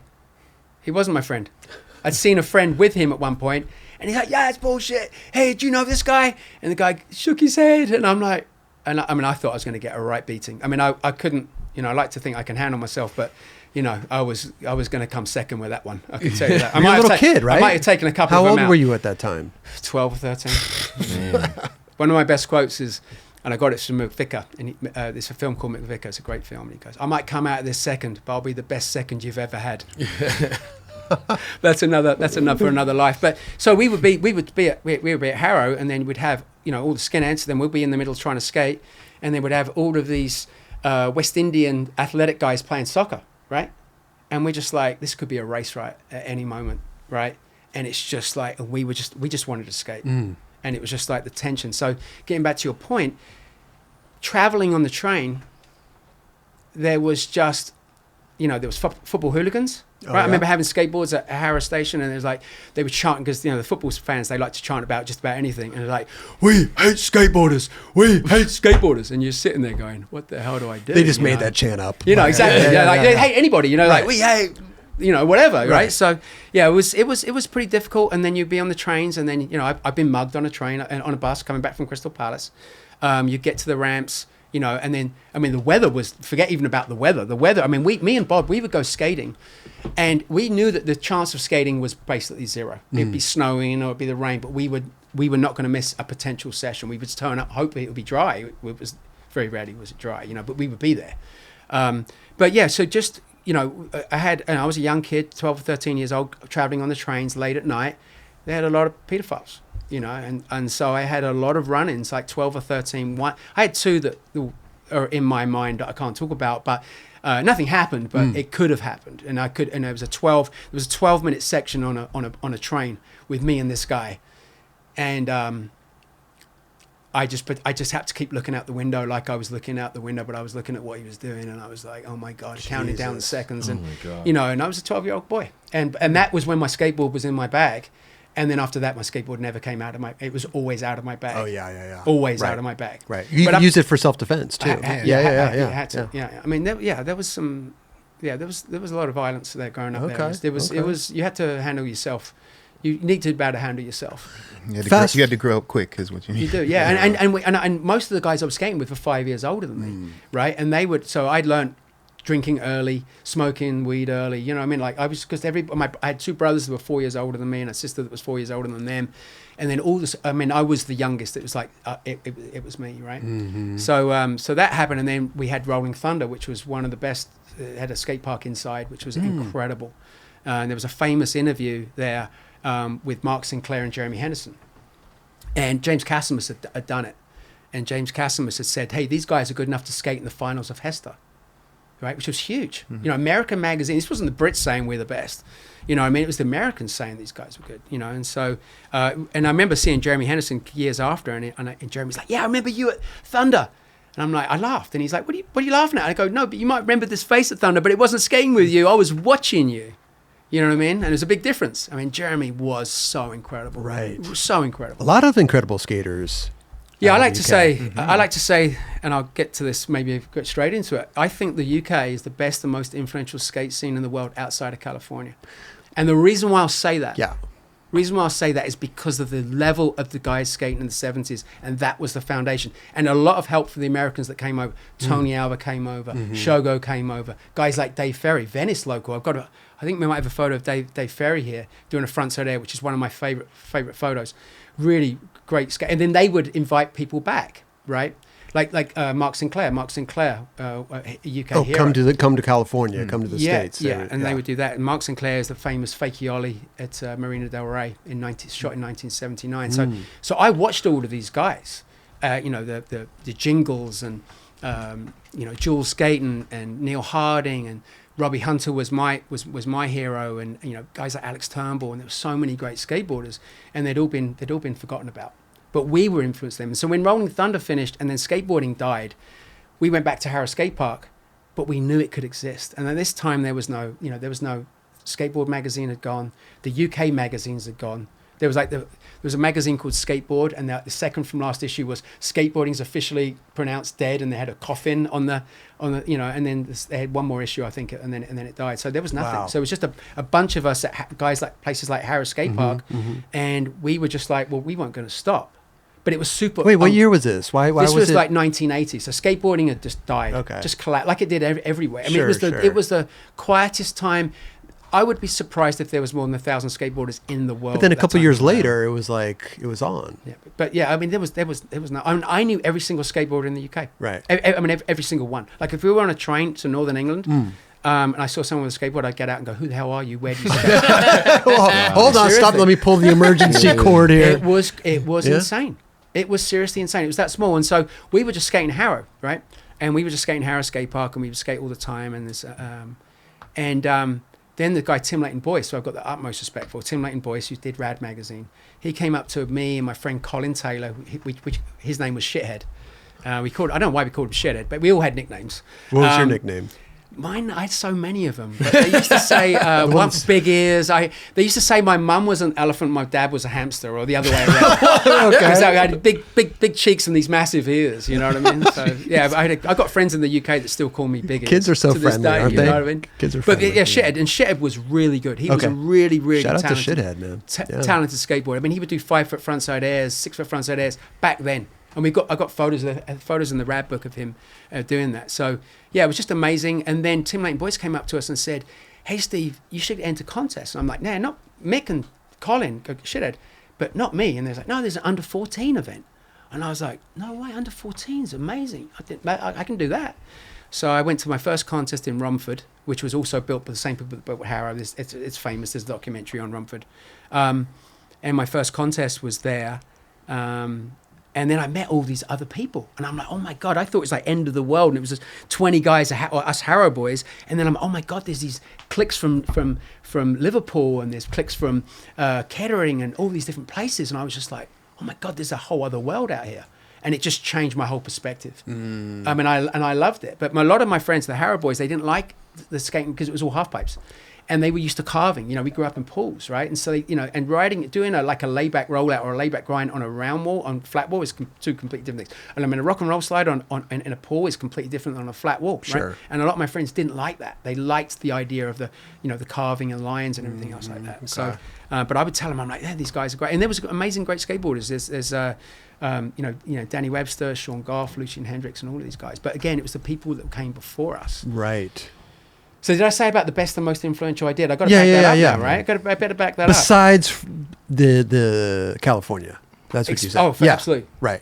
What do you think about Florida? Oh, here we go. Here we go. I want to hear your perspective. Well, no, and here's when I break it down like this, I think you'll understand where I'm going with it, because there's again I'm probably you guys are probably get a lot of hate mail, Like, what's this guy talking about? But like, I'm not taking away from any of those scenes. I mean, Brazil's got a great scene. 100%. Canada's got, Yes. and I spoke about this to this Sam at Shred Skate Shop the other day. As a Canadian, I'm going to go and say this. I know it's kind of ballsy, and he's like, yeah, I can say it. And I ran it by Jeff Kendall. Jeff Kendall was like, hey, someone's got to be number 2. Own it. That's what he said to me. And I ran it and talked about Florida. The first person I said to was Paul Schmitt, because he was on a way to the Florida Hall of Fame. And I told him my rationale by it, and he goes, I can see that. And I did this interview for this magazine. I thought it was an English magazine because they'd done it was one on my graphics. It was one of my graphics, and they just done with Danny Webster. So it was an online magazine, and I didn't check. I'm busy, and I was assuming that it was an English magazine, and it was from the Northeast. And they're like, "Wow, that's a ballsy thing to say. Back it up." And I go, "Well, look, if you look at pro skateboarders from the 70s, in the 80s to the 90s, all the way up till today, you know, you've got Mark Sinclair, who's now in the Skateboard Hall of Fame. You've got Mark Baker, right? Then you go into the 80s, you know, you've got your Sean Goffs, you've got your Lucian Head, you've got your Danny Websters, you've got your Bod Boyles, you've got your Don Browns, right? And then you go into your 90s, and then you start getting into your Tom Pennies and your Jeff Rowleys, and you got Mike Manzuri's, and then you go all the way up until to today with Tom Knox and Chewy Can, you know, all these guys, right? Okay, now let's talk about brands. So Benji Boards. Benji Boards started off in the 70s. There was another brand called Logos. Got to say that because the Logos guys will kill me. We got a couple of their boards, by the way, here too. So Benji Boards was a really cool company, and it was funded by Pink Floyd. What? Whoa. Pink Floyd. Crazy, right? Wow. So then we got the 80s. We got Deathbox started, right? Yeah. And then you get into Blueprint, and then you get into Flip. Right, and then you go all the way up. You got Death Skateboards, you got the National, you got Love and Skate. Sorry, there's like 25 more brands in the UK, and you go up to Palace. Right, so now we talk about that. Now we talk about magazines: Skateboard Scene, Skateboard. Then we get into Rab magazine, to Fat magazine, to Document, to Sidewalk, to Free magazine, to Vague magazine, to North, to Grey, all the way up till today. Right. So now I've done those two. Right. So then we talked about brands. We talked about riders. Right. Photographers. You got the early guys, which are like Doobie, a couple of other guys I didn't know. But then you got Tim Layton Boyce. Then you got guys like Dobie Campbell, worked for Transworld, Mad Mike. Then you go to Wig Worland, and then you go all the way up until today. You know what I mean? With Leo Sharp and Reese and all these guys, all the way up to today with Free magazine, and you know, they'll say that. And then we go into skate parks, right? So South Bank, arguably the most skated skate spot in the history of the world. I mean, and that's been relevant every single decade up until today. Right? Even in the Think about 70s. Palace. Yeah. That was one of the first places, right? Ah. Then you got Harrow Skate Park, which is still skated today, and then Rumford, and then Livingston that came later. And then you got videos, like my good friend who does Science versus Life Insta. If you don't follow Science versus Life, do that. Instagram, Yeah, right? Instagram, right? Yep. So Neil McDonald, he works for me on the Heritage Division, which hopefully maybe we'll talk about later. Oh, yeah, absolutely. And he said to me, he goes, Steve, at the UK videos, I stopped at 450, right? Counting at 450. 450. Okay. Right. Wow. So what have I missed out? We talked about riders from today. We talked about brands. We talked about magazines. We talked about photographers. Was there any shoe No. Okay. And then you add in the music on top of that. And I know I've missed one category, but every single one you could say has that and tick every box. And I don't think there's any other region that can say. I mean, look at, let's just pick Sweden for just a second. Per Viking, he just got inducted into the Skateboard Hall of Fame. The biggest, probably the argues the biggest lunatic skateboarder I've ever seen in my life. He came out at Harrow Skate Park. He looked over, saw the pool, and he just rolled into it. Didn't know who was skating it, whatever. He just rolled into it. This guy was an absolute lunatic. He rode this board with this massive tail, like a teardrop, and it was this tiny pointy nose. And he was on the cover of Skateboarder. He's doing a layback hair. Customers took the photo. And look at Polar today, and they had some great skaters in the 70s, Tony Magnuson and all of these guys, and they got companies, but they don't have the magazines, they don't have the photographers. Do you know what I mean? Like if you look at it from everyone, and you can say the same thing with New York, or so that's what I'm saying about it. Like it's very hard for them to tick every box because the American magazines were mainly California, right? Right. Yeah. So that's why I say it. And the reason why I'll say that, and the reason why I came to that conclusion was the reason why we did London Calling. So London Calling was, I've been very lucky in my skate life because of seeing all these guys in the 70s. And I would get frustrated seeing the Skateboarder Hall of Fame, and I'm going, you got guys that are inducted. You've only got one non-American into the Skateboard Hall of Fame, which is Bob Burnquist. But I'm like, skateboarding is all over the world. There's a lot of good skateboarders, and they weren't in it. So I wanted to give thanks to these guys, the 70s guys that didn't know that they were so influential, and they laid the foundation to what I say is the best and most influential. Because if it wasn't for those guys, we wouldn't have that. Right. But these guys weren't getting any. I can talk for myself. Bod can talk for himself. Don Brown can talk for himself, right? Tom and Jeff Rowley, they can talk for themselves. I know those guys told me that we influenced those guys. So the foundation influenced us, and then it built off of that, and that's why we have this foundation. So not a long time ago, but when Eunice turned pro, I spoke to the Belgian distributor, and I said, Jacques, I want you to make a real big thing of Eunice turning pro. And he goes, it's not because of the way you think it is. It's because he's the first Belgian pro. And he will influence others to become a professional skateboarder. From Belgium, or just in general? If in Belgium, from that country. Yeah. I mean, that pride. Okay. There's a reason why certain people are always good. It's like soccer, right? Football. Totally. Sao Paulo, they produce really good footballers. You know what I mean? And then if you look into other sports, like long distance running, the Kenyans, short distance running, Jamaica. Well, it wasn't always the way, as I understand, in Jamaica. Once they got the first guy that won the gold medal, they made a little video of it, and before the Saturday morning TV programs at the cinema, they would show about this guy, and that influence going, well, I can do it. It's a snowball effect, right? It's a snowball effect. Yeah. I'm sorry to cut you off. No, sorry. And I don't want to cut you off, but we just heard a story similar to this with Gustavo Ribeiro, right, coming from Portugal. He pretty much, what did he get, second in the Olympics? Or he got first, whatever. He placed in the Olympics, and overall, he's seen overnight. No, he was just the first Olympic skateboarder to go. Yeah, yes. But overnight, he said he's seen a difference in his countrymen coming out to skate. Yeah. You know what I mean? It's possible. It's like the first 540, the first trip. You've got to give credit to those guys. Right. Once it's done, it can be done. So I just wanted to give tribute to these guys and say thank them from personally. And it was a 4-day event we did in London. And we got all of these guys back together as a reunion. And actually, Winston Witter, that made this documentary, he made this documentary a long time ago called Rolling Through the Decades. He actually made this into a documentary. And I'm going to give you guys a link, and people, if they're interested in watching it. But Tony Alva was out there. It was a 4-day event. It was magnificent. And there's some amazing moments. The best moments is Sean Goff getting very emotional of thanking these guys. We had the forum. And Steve Van Doren was blown away. He's like, after the first day, he goes, Steve, that was incredible. And after the second, he's like, I didn't think you could beat it. And it got better. And then the third, Devo played. And it wasn't, that was just pure luck, right? Wow. But no, it was a pretty cool thing. But it was just really to thank these guys. My highlight of it was we made the famous fakie ollie photo. It's the Jeff Grosso photo doing the fakie ollie at Marina Del Rey, which Jeff used to say, hey, this was my favorite skate photo of all time, right? And my wife said, oh, you should make it into a cake. So we made a cake of this fakie ollie. So this amazing moment with Bod Boyle from London, right, giving this cake to Mark Sinclair. And we've been trying to get hold of Mark. Mark was from London. We've been trying to get hold of him till 2 weeks before the event. He was completely not available.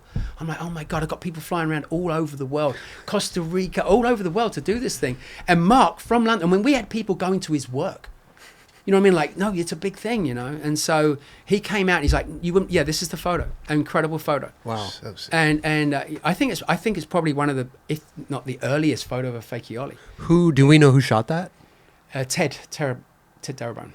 Okay. And I've tried to find that photo. So that's at Marina Del Rey, and that inspired me. I did a lot of fakie ollies, but I was like, oh man, a guy from London doing fakie ollies in America. I mean, I wouldn't even like know that was a fakie ollie. Oh, it's you know amazing. what I mean? Dogtown board, yeah. So Mark Sinclair wrote your story for Benji. Yeah.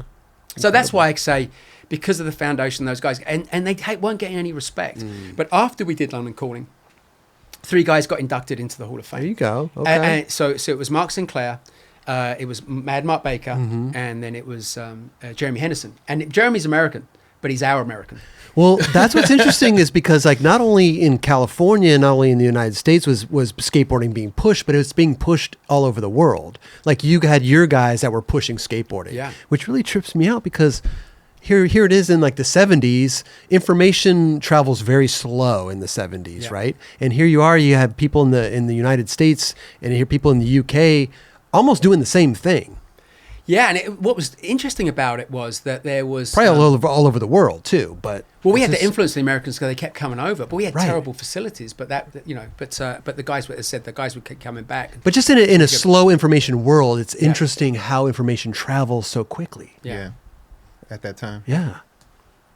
I know there's one thing I forgot about with the 5 or 6 things. So anyway, I can't get back to my notes. No, it's a good. But you understand? It's just whenever you think about it, yeah. and then when you think about the guys that we've made an impact from the UK into the US. Yeah. You know, Don Brown, been here a long, long time, right?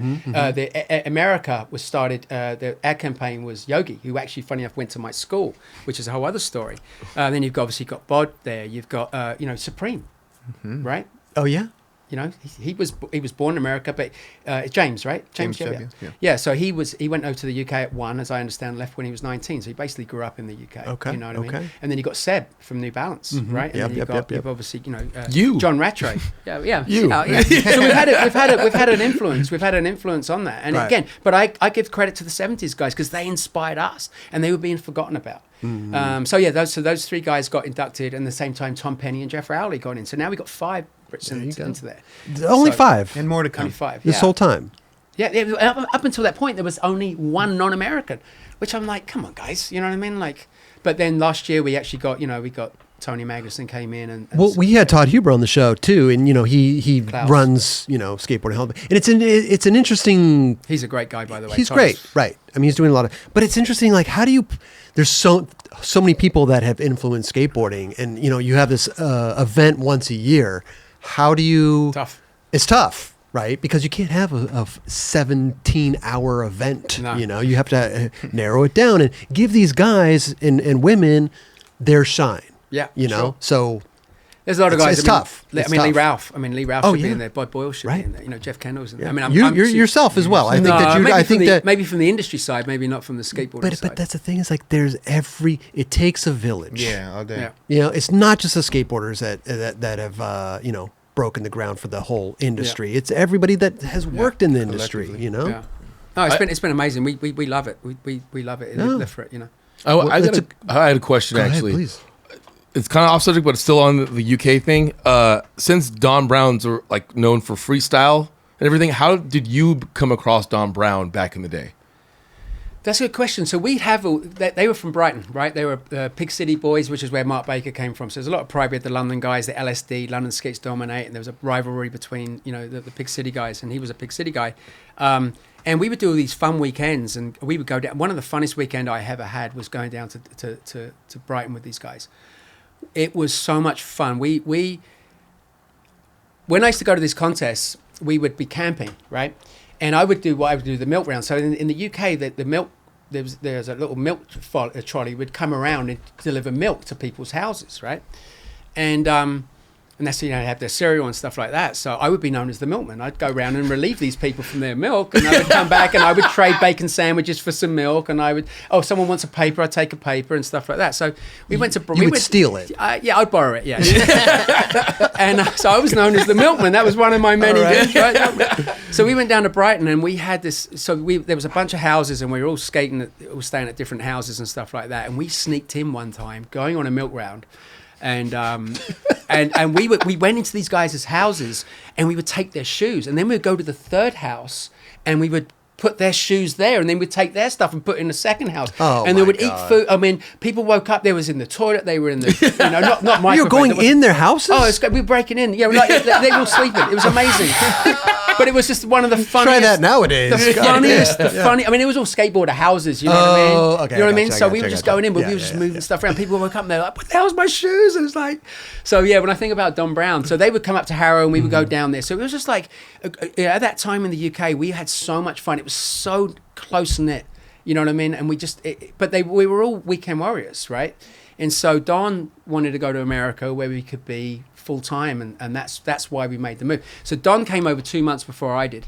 And he was just coming over here to be a pro skater. Yeah, that's what the goal was. It was like, get out of school, Right. go to turn pro, and we wanted to do it here. And it wasn't easy because over there, the ramps like Farnborough, Crystal Palace, they were just there. You could just turn up and skate. Over here, in backyard ramps, you couldn't just turn up. Right. You had to know someone to get there. You Yeah, know what I mean? yeah, So yeah. it was difficult. So, but it also was kind of like the UK where you wanted to skate, but it might be snowing or raining or whatever like that. Usually, maybe both. Where you couldn't skate, but when you did skate, you really made the most of it. You know what I mean?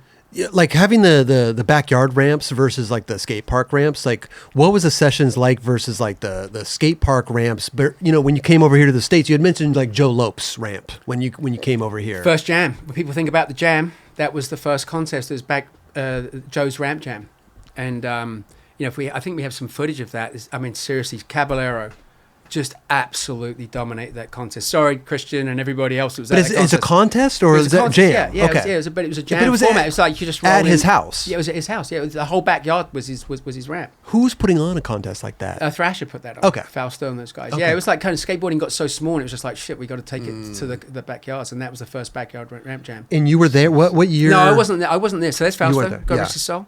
San Leandro. What you're telling me is that at Joe Lopes' house, like this is that's his this is backyard. where Ramp Jam This got is, its name. This is where it was, right? Oh, this is up north, right? Yeah. Okay. East Bay. And I end up living at Joe's house, but I mean, yeah, there's Christian. But when you watch at the end of this video, and I would it's on Thrasher, but Stevie is on a different level, just a different level. Like Stevie Caballero. Just, I mean, he wasn't that far away, so he could actually skate. That's where Christian wasn't, you know, Leicester down from LA.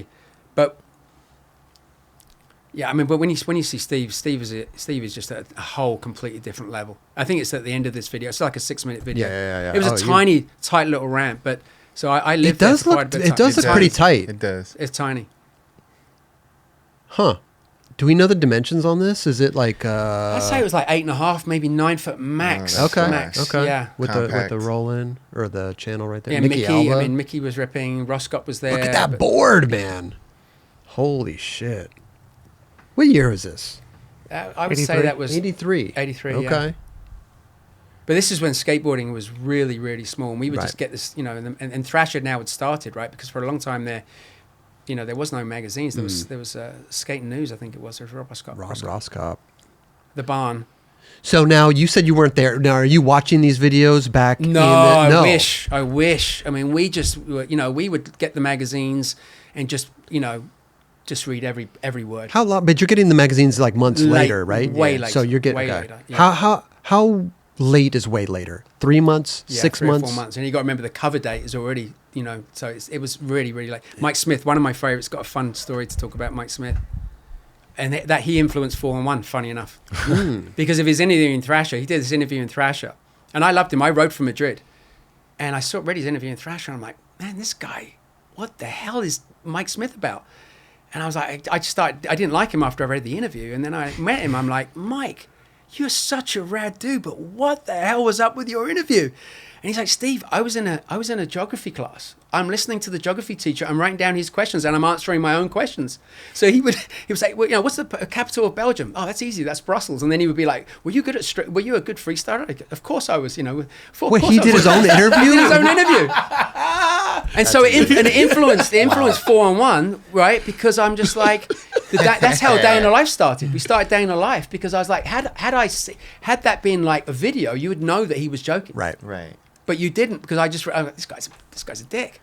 You know what I mean? And then I met him. I'm like, my God, this guy is the raddest guy in the world. You know what I mean? Oh, He was just. great. We haven't seen Stevie yet. That's but great. here we go. Here we There go. he is, Caballero.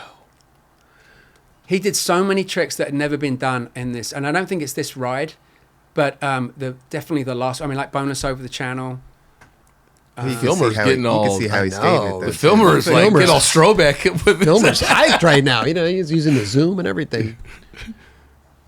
Dude, So you said this is his local. He could like go No, skate this. Miller flip over the channel was right there. insane. He had his own ramp. Okay. But look at that. You know, he was on a different level. I think this is a let's twist right here. What about like Hosoi though? Hosoi, like Yeah, so he struggled at this ramp. You know, Oh, it was he a did. small ramp, but Yeah. that's not even one of his better runs. Anyway, we don't need to keep watching it, but it's. Anyway, so I lived there at Joe's house, and Okay. I got a board. There's a board over there, and so Bryce made that graphic. That's an Escher graphic, and that's Joe's party room. party room at his house. At his parents' house. His parents' house. And his parents, Tony and Bev, they're in the background of that in the silhouette. And behind that, and that where they're standing is right where the back of the ramp is, right? Okay. So I lived there. Me and Bod lived there for a couple of, for months and months on end. And their mum and dad was the nicest, most beautiful all-American mum and dad you could ever imagine. Like, you know, the pitchfork to the all-American picture. It was like they were them, and they had a great photo in Thrasher with Tony and Bev.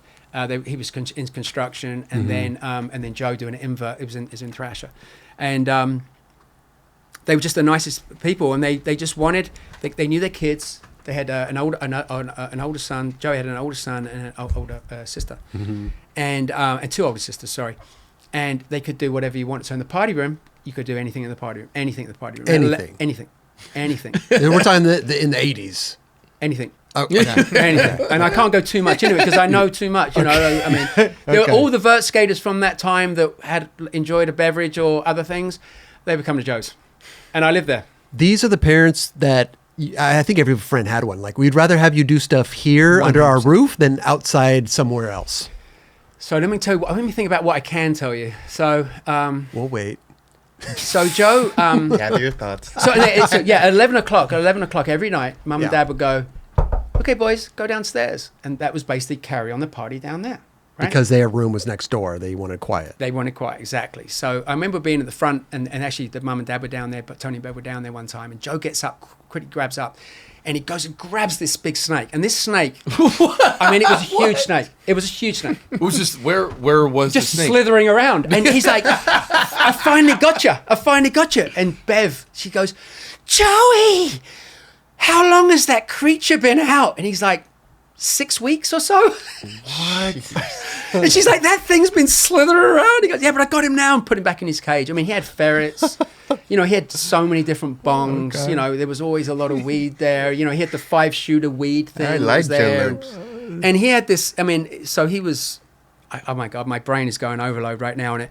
But we had this guy, Gene, and Gene he was like the local guy. He didn't skate, but he would come by and we would trade him stickers, and he'd bring us pork chop dinners and stuff like that, right? And we barbecued every day. We actually did. Pork chop dinners. He would bring me, we would trade him stickers. You know what I mean? He'd be like, underneath the silver foil, I'd be like, "Oh my God." Everyone's got one of those friends, right, Chris? It was unbelievable. I got one. I'm meeting up with one later.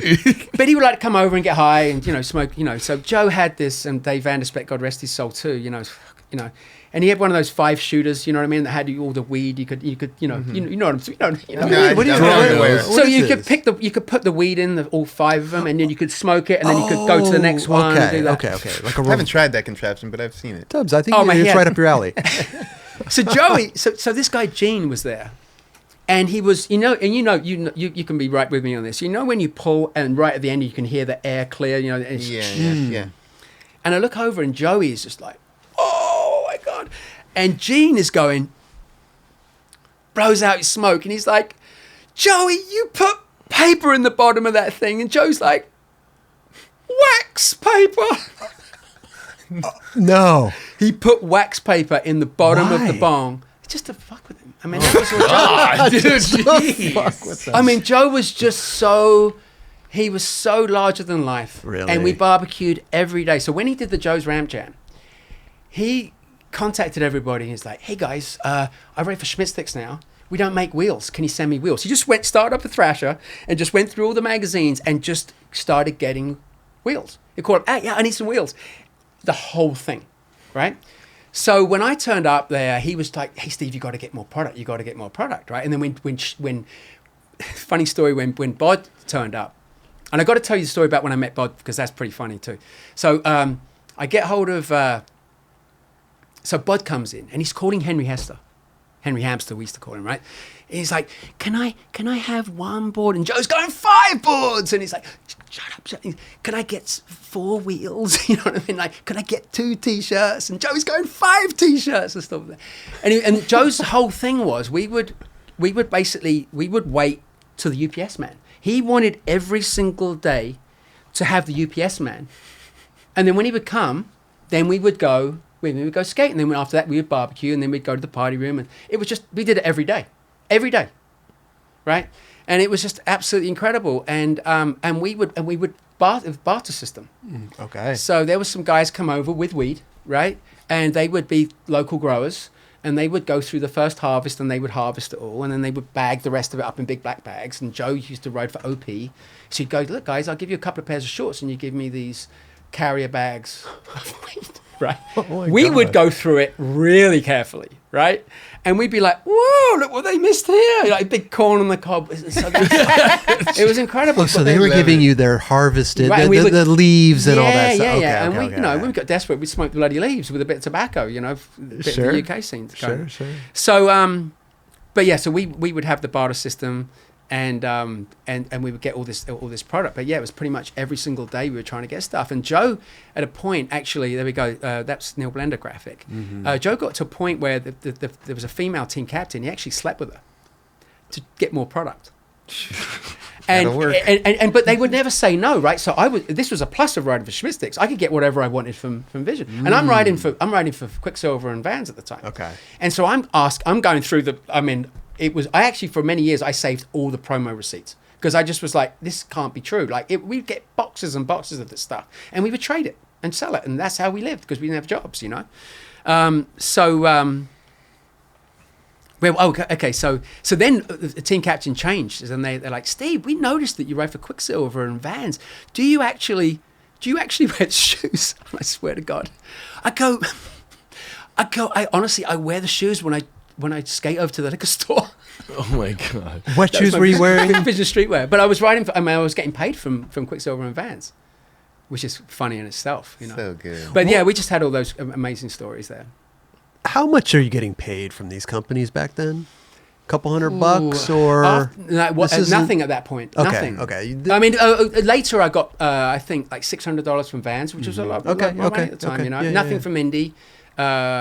Quicksilver, I got like a travel budget. It was a couple $100 a month, and then when I wrote Pro for Schmitt, it was a couple $100 or Okay, something like that. okay. That's Well, why when I the first turned pro, bartering was so vital. Right. Oh, it was. I mean, It yeah. was everything. I turned back up at UK, and I can't even tell you how many stickers I had. But I had 6 bags of stickers. I mean, 6 big bags of product. You know, when I met the new. It was different back then, though. Stickers were Yeah. amazing, right? We couldn't Yeah. do nothing with stickers in the early 90s. It was like, yeah. You couldn't. Not the way that you're Really? speaking about it. I mean, not like he's Not using like it that. like that was everything. Where Yeah. don't get me wrong, we could sell stickers, but it wasn't like that. Yeah, it was crazy. I mean, 100 stickers would be equivalent of $100, and then $100 in the UK was worth £100, and that was equivalent of $170 or $160. So it was currency. Yeah. I actually opened up a couple of distributors with stickers in Spain. Yeah, It's amazing. yeah. No, it was. I mean, yeah. So Joe Lopes' ramp was the place to be.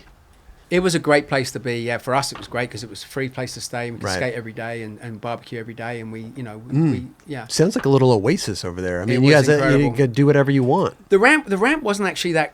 The ramp wasn't that great, really. The coping was always broken, and I was a lip trick skater, so it was very difficult. But it was actually there was opportunities. So there was like one part didn't have coping. That's where I learned frontside crowd taps, and it was easier to learn like disasters and stuff. Oh. And like, and then when we went to ramps like Page Mill was one of the. I think you have some footage of that. Could be. Of the Page Mill, yeah. If we could watch some of that Page Mill, that would be kind of fun if we can. But yeah, so Mark came up and pissed off all the street skaters because he would only want to skate vert. Right. He'd skate Joe's ramp, then we'd go over to Page Mill, and Page Mill was a great ramp, and he was a very Okay. talented vert skater. So that was a lot of fun. I guess we're not going to get the Page Mill footage. Well, we're trying to. Okay. Yeah, it's. Oh, here it is. Yeah. Okay, so this is okay. Is there audio on this? It depends if there's music playing. We can't play it on YouTube. Okay, no, there wasn't any music on it. This is raw footage, actually. Oh, okay. There you go. So this is the day after Raging Waters contest, and on the ramp there's Fab, and then there's Alan Midget and Reese Simpson, and this is the day after. This is actually the first ride. You can hear Paul's filming this. There's the crowd tap I was telling you about. Yeah. Damn. Wait, this is you? Yeah, Damn, dude. but you can hear Reese saying stop. Oh, that was nice. But listen to Paul in a second. Hey Steve, you don't need to skate anymore. We got enough of you. That was totally Schmitt. So that was the first run. But it's interesting. I look back at my skateboarding career and I just go, man, like because we didn't have cameramen turn up all the time. Like I was saying in the New Deal videos, it was just old footage. That was in 1987. The New Deal video came out in 1990, and we're starting a company called the New Deal because we just the cameras were huge devices. You know what I mean? Yeah. So, sure. so what I was saying was, when someone was coming up to film you, you had to make it count. And I look back and I just go like, the same thing with photographers. They would take a sequence of me where I'd normally be flailing this trick, but wow, when they were taking the sequence, I'd make it. Why is that? I could have been a better skateboarder. I wasn't as good as I could have been a lot better. Right. Do you know what I mean? Yeah, I pushed myself. That extra push made me, I could have been better if I'd always had that push. Right. And I didn't have that. You know what I mean? It's interesting how the brain works. But I remember doing a sequence, doing that cab to board with Steve Keenan, and he took one sequence, and I'm like, is that okay? Did I do it again? He's like, no, it's good. I've got it. You know what I mean? It was like, it was crazy. But, When you, because I want to talk about your car accident. What year was the car accident? 91. 91. So April this the is 12th. April the 12th. What time? About 4:30. What happened? Because you had said before, like that was your pro career was like done, or you couldn't skate the way that you skated before. You couldn't skate after that car The last accident. trick I learned was like right before that was a backside air to disaster, and I was And how old were you at that point too? 24. 24. Okay. 24. I mean, vert skating was, it was on its way out anyway. Sure. I'd had, my grandfather said I had a good innings in it, but I didn't want to stop. I didn't know that it was ending. It was going to end in about a year's time. Okay. So the car accidents are, so I used to drive from Northern California down to Southern California. As soon as I get hurt on my board, I'd go like, I might as well just hang out at Paul's house and just work for 5 weeks or 4 weeks. I wasn't like Ben Schroeder. Ben Schroeder could do 5 of the hardest slams and get up. I would do one of those slams, I'd be out for 6 weeks. Do you know what I mean? Like, I just wasn't built that way. What was the Ben Schroeder trick where oh my God. What was it called? I don't know what he called it, but yeah, I think that's the craziest thing ever. I mean, it's just a car accident basically. He would what and just dive in like an acid drop, and he'd just walk the board in. He'd walk the board in and then just in. jump on it. Dude, I mean, I could have Ben Schroeder stories. I mean, we turned up and we were like, Ben, why are you skating so badly? And we looked down, he's got 2 left Vans on. Because we used to have multiple skating vans, right? You know what I mean? And he just picked the 2 wrong shoes, and he's like, well, I'm going to skate. You know what I mean? He's getting inducted into the Hall of Fame. I know, this year. Yeah, we're going to go there this we'll see that Friday. Friday. Yeah. So in the elliptic contest where I got 4th, he deservedly won it. I'd love to have him on the show, man. It'd be so he's great to he's- talk to. He's great. So sorry to interrupt. Oh, the car accident. Yeah, Okay, it's a car accident. So I'd go up down, north. yeah, and I used to finish skating, then I'd work out because I had bad problem with my knees, which I still do, and then I would drive down, and by myself. And in 90% of the movies that I've seen, I've fallen asleep before it's over, right? Many times before opening credits. Like my wife go, "You want to go to the movies? Fall asleep." You know what I mean? Like I'm that guy. I'm in the car. I'm asleep. I sit in a plane, and I'm usually asleep before the plane goes. I hate up. those people. It's me. I'm just. Yeah. You're just jealous. That's why. 100%. Yeah. I want to sleep. I can't sleep. Anyway, so my wife was like, Steve, it drives me crazy. You're driving at nighttime by yourself, like On a long journey, straight on road. fire, right? So Dangerous road. People don't know. so. Okay, so let me get into the zone of this. So it was we're leaving on Friday, and I was driving back up, and I had an order for Gremic. Gremic was a skate shop. There was one in Huntington Beach. There was one in Los Gatos, where I still live today. And I rammed this big order in all the way to the back, and in the back of the boot there was my videos that I'd done, useless wooden toys in, and that sort of thing. And so it was ram-packed. I mean, everything in this car was ram-packed, right? You'll understand why I say that in the future. So I'm driving up north, and I'm tired. It's 4:30 in the afternoon. I'm like, I gotta stop and get some food.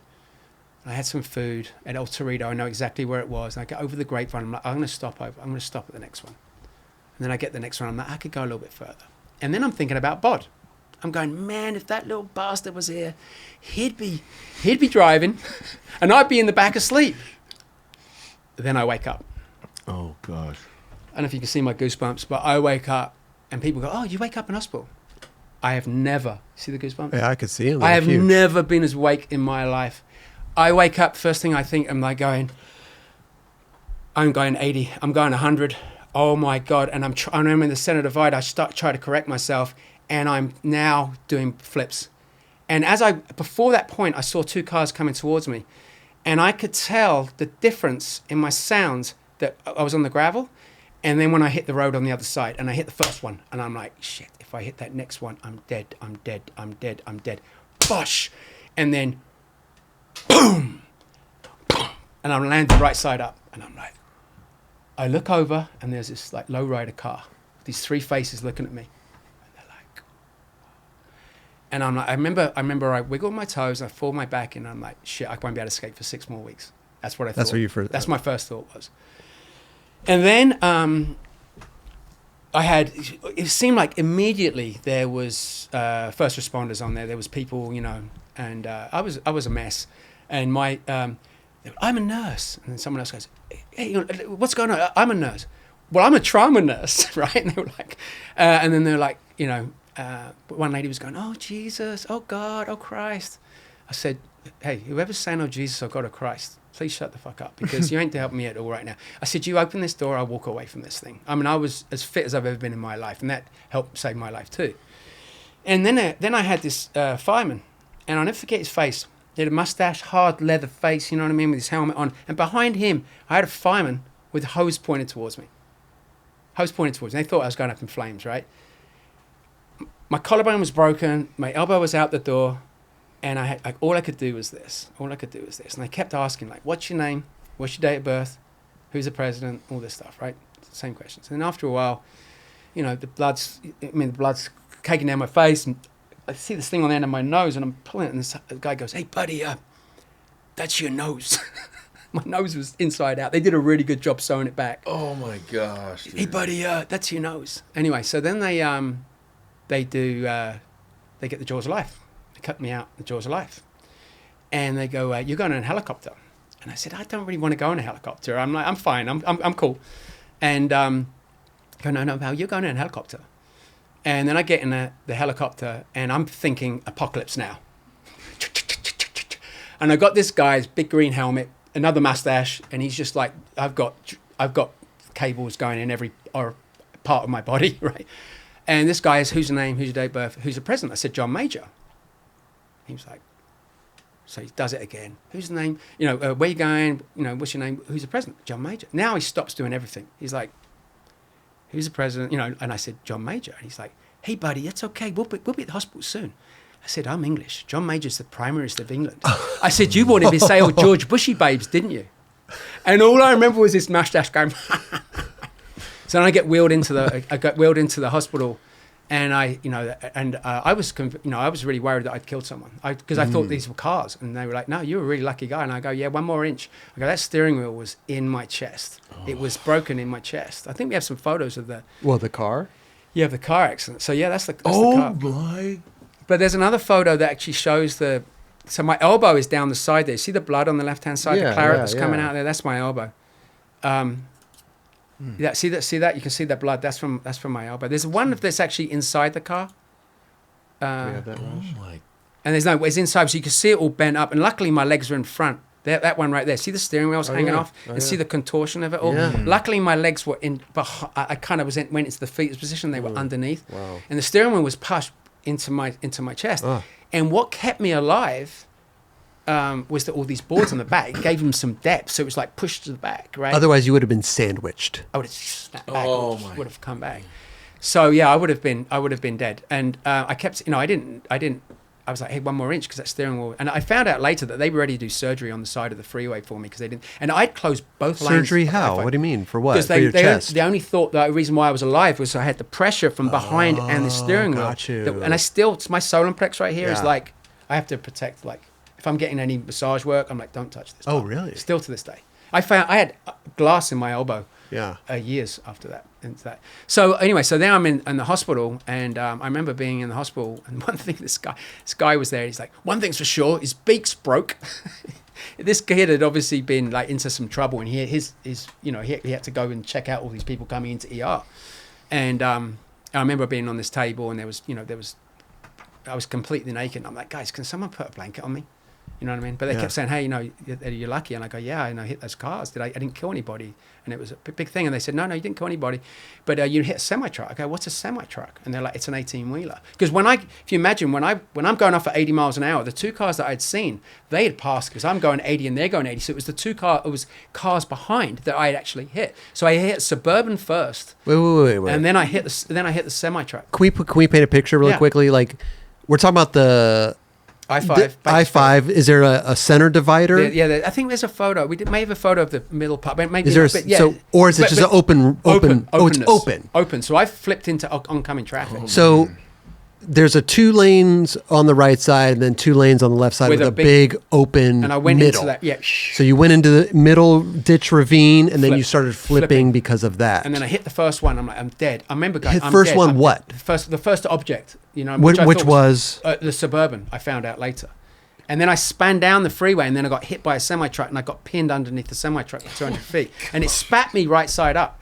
Like, how lucky am I? If I'd been hit on the passenger side, you know what I mean, or my side directly with that, I'd be dead. Luckily, I hit, all that flipping and getting sandwiched underneath the front of a and then flipping right side up. So the people in the Suburban were okay. They tried to sue me, funny enough, for their teeth. Which was a whole other thing, because I was like, oh my God, really? They put me through a lot of grief, because I was like, I mean, I went out, when I got home, I went out and emptied my bank account. I paid 6 months apartment for the new apartment, bought couches, music systems, all of it. I was like, you know what, you got no money, but it ended up being nothing. So, but yeah, so when I was in there, they said to me, and if you wake up tomorrow, don't be surprised, because your face looks like it's been beaten up by baseball bats, if you wake up. And I said, what's the worst place you can be? And they said, you're there. And my fiance, now wife, she came and saw me. She passed out, and I said to her, hey, I really was disappointed you didn't clean me up better. And they're like, man, Mr. Douglas, we're more interested in saving your life than make you look pretty. Shut me up. But yeah, I was very lucky. Wow. But skateboards saved my life. Because you had this car packed. Just ram-packed. If there was nothing in the car, you would have been sandwiched and squished like a... The back would have gone, the front would have come out. My legs, I was sitting on my legs. I would snap my back at the very least. And yeah, it was crazy. And the crazy thing was someone took my board, because all of the stuff got taken out of that car, and my board was there. So when I tried to skate back with a new body, I had a new ramp. They just moved the ramp, and then I had a new board. Right, and I was always the worst person with a new board. Like, don't mess with my trucks. Okay. Like, don't mess with my trucks. You know what I mean? Like, when a hanger broke, I'm like, God. Or a new set of indies would come out, new style. I'm like, no way. Like, I hated all that stuff. But yeah, that ended my skateboarding career. What were the final injuries? What did you have? The worst thing that happened was my body twisted, but it never went back.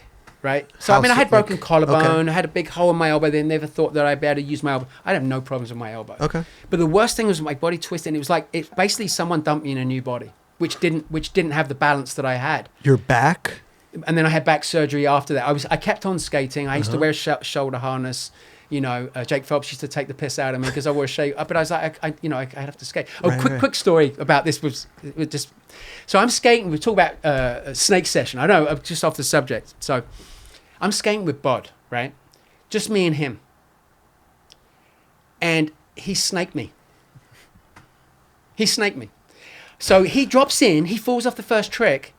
And the reason why I'm saying this is because it was the ramp that I started skating again. So I'm skating with him, right? I got the shoulder harness on and Bod's skating. And Bod drops in and he falls. He goes, Steve, don't go. And he's shouting to me. He's running up the steps. He goes, don't go. And he looked at me and dropped in the ramp. No. I said, Bod, you know what? You can skate by yourself, buddy. And I just took my pads off and I left. No, but that's a good transition to talk about Bod, because I like to talk about Bod. Bod Boyle, if I can. Please. We've had him on the show. He's great. You and him have been...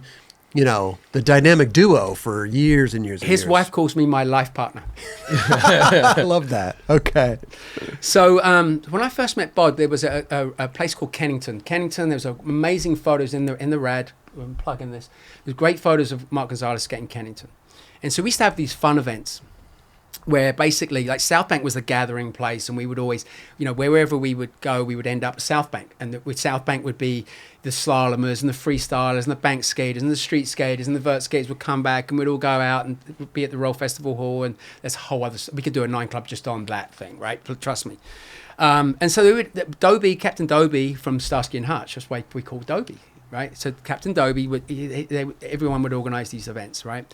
And so one was at Kennington, and I saw this guy skating around, and I'm like, Bod. I walked up to Bod. I go, Bod. Nay, nice to meet you. You should come skate vert. I didn't ask him if he skated vert. I knew he didn't skate vert. So I said, you should come skate vert. He said, Steve, I appreciate it. No interest. That's a shame. I think you'd be a good vert skater. So we were very lucky. that we had, the Americans coming from going over to the Swedish summer camp, they would always stop off in the UK, stop off the plane, and then get some shopping, and then do it. You know, they would skate, and it was the biggest push that we had. You know what I mean? Going back to the best and most influential, Sure. they just added so much. And I can't remember if it was Neil Blender and Billy Ruff on that one, or if it was Stevie and Mike McGill. But anyway, we would skate with them. They would be a demo, and we got the opportunity to skate with them, which was fantastic. Bod came up to me and he's like, "Steve, if that offer's there to skate, I'd love to skate with you." Mm-hmm. So I'm like, cool. And where I lived in London, northwest London, I had to go into past Harrow Skate Park, and then I'd have to go into Baker Street, and then I'd either go down to Crystal Palace and down through, or maybe via Brixton into Crystal Palace, or get on the fast train from Waterloo and go to Farnborough. So it's like a good hour and a half with, that's how long it took us to go there, right? Rain or shine, we still went, right? And so Bod was at West Hampstead. He would take the one train into Finchley Road, and then he would be on the train, and we would go off together. And once we started skating together, it was, you saw Bod, you saw Steve. That's where it started, right? Gotcha. And I'm a sponsored skater. I'm riding from Madrid Skateboards, right? And I'm riding from Madrid. I'm like European champion. It sounds great, right? European champion. There's like 5 people in it, right? Under 16s. But I'm sponsored. I'm sponsored by Madrid. And Bod's just doing kick turns, right? And so I remember, I'll never forget the story. We're on this 2B bus from Brixton going that way to Crystal Palace. And Bod turns around on the Becker bus and he's like, "My ambition's to beat you." And I just was laughing. I mean, it was just like, you know, I was up here at the time. I mean, the other people were up here, but Sure. you know, for being a sponsored skateboarder, there was only a couple of us, right? And he was like barely getting 3 wheels out. Man, the contest was on. Right? And he was getting better and better. And we would learn tricks at the same day. And I'd be like, in the spirit of the trick, Bod, you're doing that so badly. I'm doing it so badly. You need to stop doing it. I go, that trick was never meant to be crucified like you did that. Stop doing it. Stop doing it. You suck at it. You can't do it, right? It's like, stop it. I know you can do it, but you shouldn't be able to do it. Like, stop. And I would stop some of those tricks, and that was my big mistake, right? He carried on doing them. And he got to a point, whether it was the 10,000 hours, and it just clicked for him. Right. And everything that was like this high suddenly went 6 feet. You know what I mean? And we ended up going I was at Joe's house, and we were getting ready to turn pro at a contest in Arizona. The one with the big, the blue one. You see photos of it with the big bank in there, like a water slide park or something. Not water slide park. I think it was a wave park. Anyway, Okay. we turned pro at that contest. I beat him. Did I tell you that? Anyway, but the week before there was a contest in San Francisco, and I'm like, if I go to it, he's going to beat me. And I'm like, I can't let him beat me. And we're turning pro next week. And I went through a real bout of depression, and I was like, should I turn pro? I've been hurt. I got really hurt at Lance's really, really badly a couple of times. And I was just like really down on my luck. And I was like, I'm going to go to Fallbrook. And I ended up being Fallbrook, and Schmitt's there. And I'm like, oh my God. But it was the best thing, because I was like, I got to pull my finger out my backside. I had to perform. I was turning pro the next week, Bod won, skated the contest, right? In San Francisco. It was the last amateur contest, won it. I knew he would do it. He knew he'd beat me. So I'm dropping in now, turning pro, and I'm going, one thing on my mind, can't let that little bastard beat me. You know what I mean? The contest was on. I would drop in and do what I could do, right? And I'd beat him. But he was better than me. I knew he was better than me. And he was getting like last. I mean, he'd fall off and basically drop in, fall off a flat bottom. You know what I mean? Like, you'd basically fall off of anything. I'm joking, but you understand what I'm saying. Okay, it's just like, and so, and I'd make the ride of my life. You know what I mean? And I remember, funny enough, Miller won that contest, and Miller turned around and he said, "Hey, Bod, you know what? I used to get the last in every contest, and now I've just won my first one." He goes, your time will come. Wow. So then the next contest, I beat him. And again, he's like, "I'm better than you." I go, "You haven't beat me yet, buddy." And when he finally beat me, I shook his hand. I said, "You know what, man? Best man won." That's it, yeah. You know what I mean? Like, seriously, like, you made me a better skateboarder, because I never wanted you to beat me. Right. But the best man, And then when we started New Deal, Ed won the street contest in Munster, and he won the vert contest. So he was the first non-American ever to win World Championships in Munster. Oh, wow. So we had a crazy party that night. You've seen stories about English hooligans, football hooligans? Oh, yeah. We were crazy football hooligans. Like, outrageous. In the hotel room? All over town. Okay. All over town. Okay. I remember Everywhere. Blaze screaming at me, God rest his soul. Blaze came running at me. He's just screaming, and I just grabbed hold of him and just pulled him, just pushed him against this plate glass window, and he came out and he's like, "I'm cool," and just walked off. I mean, we were out of control. You know, it's like we'd won the World Cup. You know, like Ed Templeton and then Bod and with all the Brits. I mean, you know, Justin Ashby, he got arrested for he just started walking up the street, but on top of cars. Just going, oh, there's a truck. You go. I mean, we were just out of control, out of control. You know what I mean? But it was amazing. It was amazing. But that's a Bod story, and since then, you know, I invited him to Giant right before we sold Element. I invited him to, you know, he was at Santa Cruz. He left Santa Cruz. He went to a Hard Cloud. When Hard Cloud was out of business, I called him. I said, "Hey, we're having so much fun right here. Come down here. I don't care what we pay you. Just come down." Seriously, I said that to him. Yeah. You know, and I'm like, "Hey, put him in the nicest hotel in Laguna with his mum." And I thought his mum would say, you know, it's not that bad down here. So yeah, we got him. He started working for us. So yeah, and then he was at Giant. Then I left Giant, and then we went to Dwindle. And people don't know this, but I actually came in December 2003, and my first thing I did was I hired him in January. So my paycheck was December, and his was there. Okay. But we told everybody that was the same time. Right. We had reasons for that, which probably shouldn't get into, but you know, so we did that. So yeah, and so he was at Dwindle, and then he fired me in 2016. Steve, we can't afford you anymore. How's that? Yeah, it was pretty funny. But yeah, it was just weird, you know, going from being an entrepreneur and doing my own companies and doing all these things. And then suddenly I was working for someone else. And the Hill Brothers were great. And Gary Valentine got a lot of respect for. He used to ride for Schmitt sticks. And I just, my son was going from being a skateboarder to being a professional football player, soccer player. And I spent a lot of time doing that. And I think it was a right call for those guys. It was just like, I basically was getting a check. I was doing my work, but you couldn't be entrepreneurial because I'd go, let's just do this.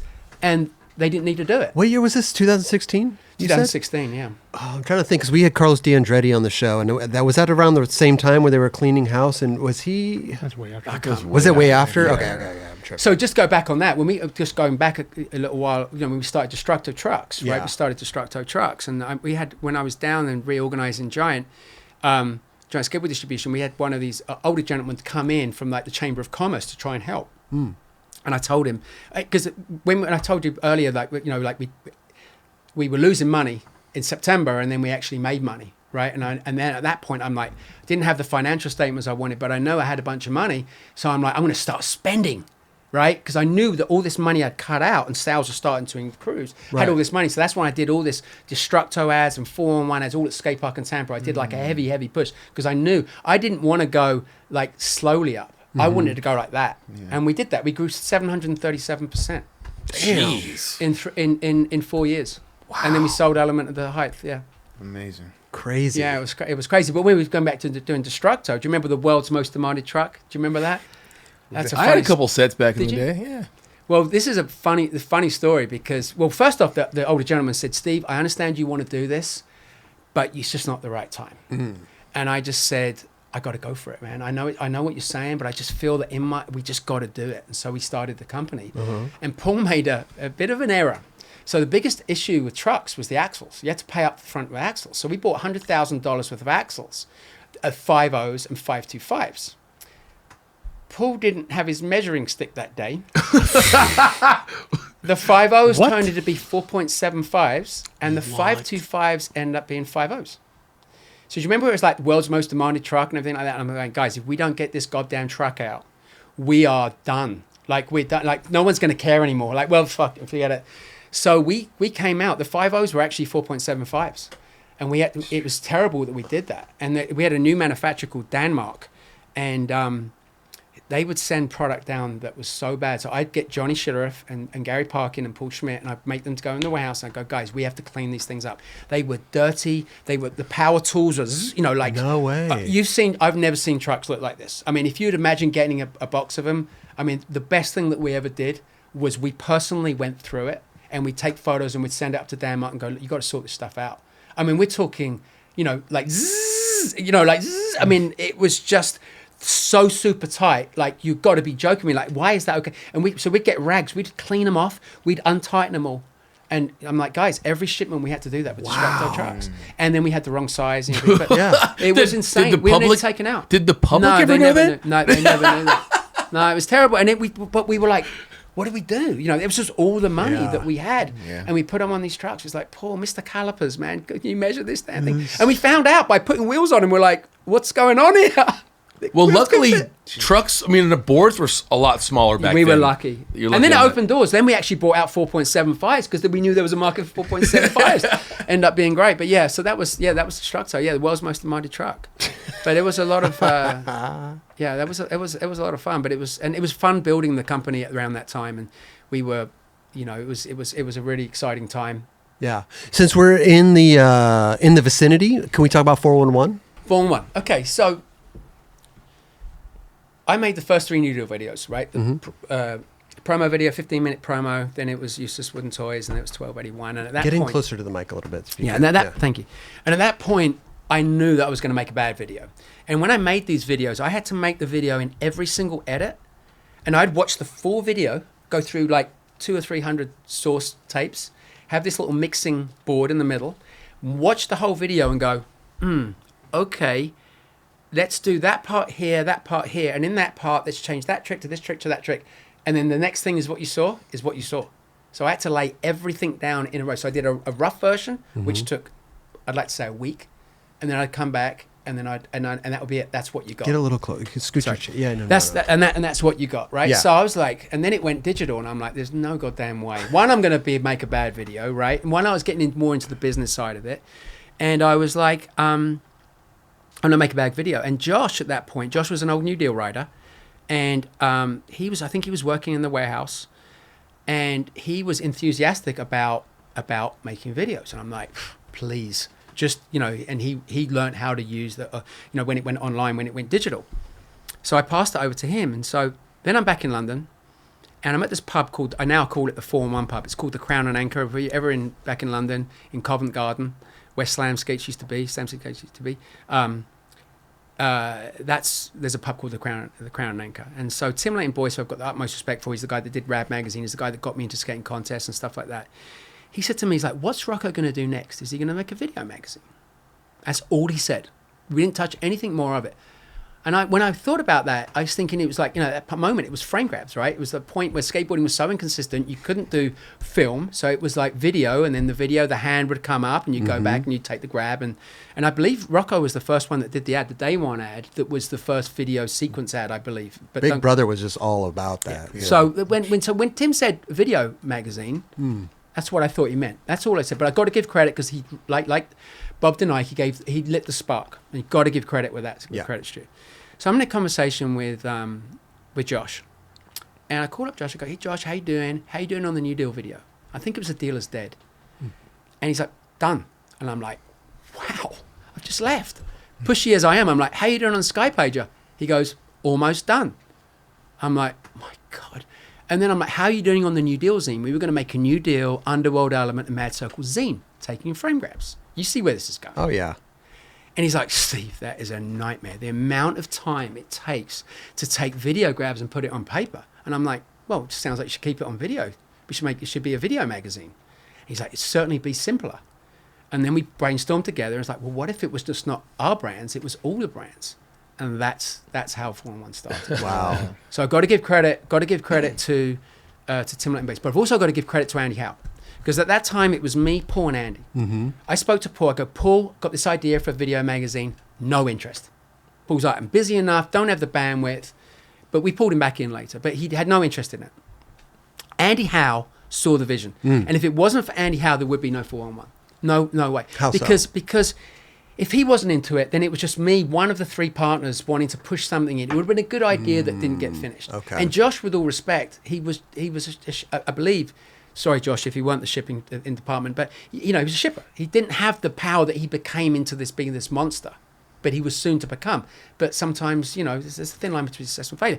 But Andy believed in it, and Andy left quite short after. But when you think about it, 4-1 from issue 1 to the last issue didn't change that much, right? So it was all in the planning. Those notes it was the note taking. It was the planning. You know, we had a meeting at Paul's house. Andy was there. Gorm was there. I mean, it was all the giant crew. Johnny Sheriff was there, and we all sat and brainstormed, and then we got into a smaller group because, we knew Justin and Gorm didn't want to be involved in it, and we started focusing on this first issue. And I had said, hey, I want to have an opening. I was thinking it's got to be like Cheers, and it's got to, 60 minutes. There's something that's got to be like, right, like imagine someone getting ready, like they're making their food, and they hear that, and Josh found it. And it was a band called Soul. We had a guy that worked at Giant. He was a salesman. His name was Ken Wood, and he had a band. And Josh chose the song, and that's how that started. But The theme song. the theme song Right. Oh, the theme song was somebody that worked there? was at Giant Skateboard Distribution, and at the time it was just a Okay. part of Giant. Right. We later pulled it away and made its own company. Right. But that's how 411 started. But Dun, we, dun, dun, dun, dun. That song? yeah, that was fun. Well, I always That's wondered crazy. how, like, you got the rights to that and you have to pay every time you had a song. Like, I always wondered no. how that worked. Yeah, no, it was just it was a guy that worked at Did you Giant. pay him? Can't remember. It's like the Nike swoosh. I mean, right? it became the whole, yes. Yeah, that no. became the whole, like, for everybody wanted a dun-da-da opener. did. That was like getting a cover back then. I know. Which, Yeah. well, I got a bone to, I never got one. Well, that's Chris Ortiz and Josh. So I Yeah, didn't, yeah, so I didn't. I wasn't on that micro level of that. I was a sort of more of the bigger picture Right. guy, right? So I needed to. So I did the music. So the music, I realized straight away that we needed to get music for free. And where did you get, okay, right. So funny story. I'm in Campbell in my underwear, working from home, calling EMI. And EMI the conversation went something like this. They're like, "Hang on, Steve. You're telling me that you have a video that you're going to make money at it, and you're going to use our music and you're not going to pay us? Like, how does that work?" I go, "Because I'm not selling the video on your music. I'm selling the video on skateboarding, and the person that's watching it is going to listen to a great soundtrack." And they're like, "Okay." And once I got that, I'm like, "Well, EMI would do it." And it just opened up. Really? And Chris So Ortiz's auntie, she was someone at a big label too. So we but I knew straight away. It's like, you've got to have music. Every bit of music that we had at it's Form very 1, important. we never paid for. Huh. Never paid Never. for. Until Never when? paid for. That's Until when? On video. Oh. On video, okay. which is a whole other Yeah, we'll get story. into that. Yeah. But one of the reasons why 411 was successful was that we had buckets, right? Little small sections. It's like, okay, where does that footage go? Where does this footage go? Where does that footage go? And it was like, okay, that goes into Chaos. This goes into, and that's, it's like we had to, there was no video magazine before that. We had to kind of like, okay, how would it look if a video was on? How would that look? And I remember calling up shops, and they're like, "Yeah, no, magazines don't sell." And I go, "Video sell?" They're, "Oh, video sell all day long." Yeah. I go, "It's a video magazine." I'm telling you, magazines don't sell. And I'm going, "It's a video magazine." And they didn't get it. And then they're like, "Oh, video magazine." Right. Like So- you're changing the page to Exactly, yeah. another And segment. Another little Yeah. segment, and how we do that. How did you get all the footage for the first one? Are you just calling companies? Hey, you got any extra footage laying around? We were doing this video Yeah. magazine. Are you pitching companies to? Yeah, I mean, up until Or filmers? Are you going directly to the filmers? Chris How- Ortiz took the filmers. Okay. We had cameras. We bought cameras and sent round to it, like Winston Witter that made the London Calling documentary. I gave him a camera. You know what I mean? French Fred, all of these guys, and Winston was just like, "Oh my goodness, thank you for giving trust in us." And we get cameras stolen. You know what I mean? It was we gave cameras out. We asked people for footage. One of the things I was very, very careful of was thinking, oh, it's going to be a Giant magazine. Do you know what I mean? So Oh, yeah, I purposely That's what I'm didn't do saying, that. right. I purposely didn't do that. But I would always every couple of months I go, "Look, guys, we're making a video magazine. If it's good, it was our motto. If it's good, it goes in." And we got a lot of shit for that. Johnny No Name. Well, Johnny No Name ended up being Johnny Turning- Big Name. Yeah, right? yeah. And I was just like, man, if it's good, we will like, if it's good, it goes in. There's no politics. It wasn't like, oh, you don't advertise us. Funny story about Alien. Chris Carter called me up, who I have utmost respect for. Chris Carter goes like, "Hey, great product. I'll never be in it." I'm like, "Really?" So I used to go into the Form 1 meetings. I go, "We have to be so goddamn good that Alien are gonna advertise." Right. And when they finally did, I put them. I believe I put them first in. Didn't charge them any extra. I go, "Chris, that was motivation. I always wanted I wanted to make it that you had to do it to do it." Wow. He just thought it was corny. I don't know why he didn't like it. I've never Well, done it was it. something new, probably, right? Anytime something new comes in, people are kind of. That was kind of it was the internet before Well, the internet almost, right? Because But like he said too, Yeah. it was like anybody could be in it. Like if it was good, it was good. And so Yeah. you kind of like took away the gatekeeping or People something. probably wanted to show proof of concept. He wanted to wait and probably see how it was going to. Or it just wasn't the best of the best people in it. Well, That's what I'm thinking. People were I don't pissed. I, know. mean, Mike Ternasky, God rest his soul, He wasn't into it. He's like, you're Right. speeding up skateboarding. Yeah. Speeding up skateboarding. You're taking away from the magazines. And I was like, from the companies. And I'm like, Right. but some of these guys, like John Cardiel, wrote for, again, I think Black Label at the time. They weren't making a video anytime soon. So there was this old footage, like my Totally. Schmitt Sticks footage that I was at, used 3 years old, before yeah. that I'd used for New Deal. But I can see where they're coming from, though. Yeah, no. Fast forward to Instagram, and now you're really hyper speeding skateboarding, and like Yeah, where yeah, look no, where no. we're at right now. We are the, Right. we definitely were ahead of our time, and good or bad. But also, I wanted to show, it was important to me to show global skateboarding. Because up until that point, and this is one of the most things I'm proud of 4-on-1, I don't think you've ever guessed this. Up until that point, to become a professional skateboarder, if you're around the world, you really need to be in California, and really Southern California, right? 100%. And, I love this country. I'd fight for this country, right? But you have to be here. And I missed out on weddings, funerals, all that stuff because I was over here, right? Right. And a lot of people weren't prepared to do that. A lot of people weren't prepared to do that. But guys on the East Coast didn't like California, didn't like the, not being able to get in the transit system and all that sort of stuff that they were used to, you know what I mean? One of my friends, Phil Burgoyne, he left because he was ID'd for alcohol. And he's like, I've been ID'd since I was 13. Crazy. Some people didn't like California. And so I wanted to be like, hey, you know what? If it's good, it goes in, and you can live where the hell you want. Right. And I think about, and every time I say that, I think about Lucas. Lucas never had to skate to live over here. You know what I mean? So up until 4-on-1, I think you had to be living in California. Lucas After that, you could live wherever. Yeah. You could live wherever you wanted to. And that's what I'm most proud of because I think you should be able to live wherever you want. And that's opened up by doing that. my That's God. opened up all these skate spots, Barcelona, all of these great skate spots, and been doing World Report. People, a lot of people didn't like World Report. But I wanted to show the whole world. And, one of our mottos was grab the remote and kick back. And that was from, we know you're not going to like every section. It's a magazine. If you don't like transition, fast forward for it. It's okay. You're going to Right. see some other stuff.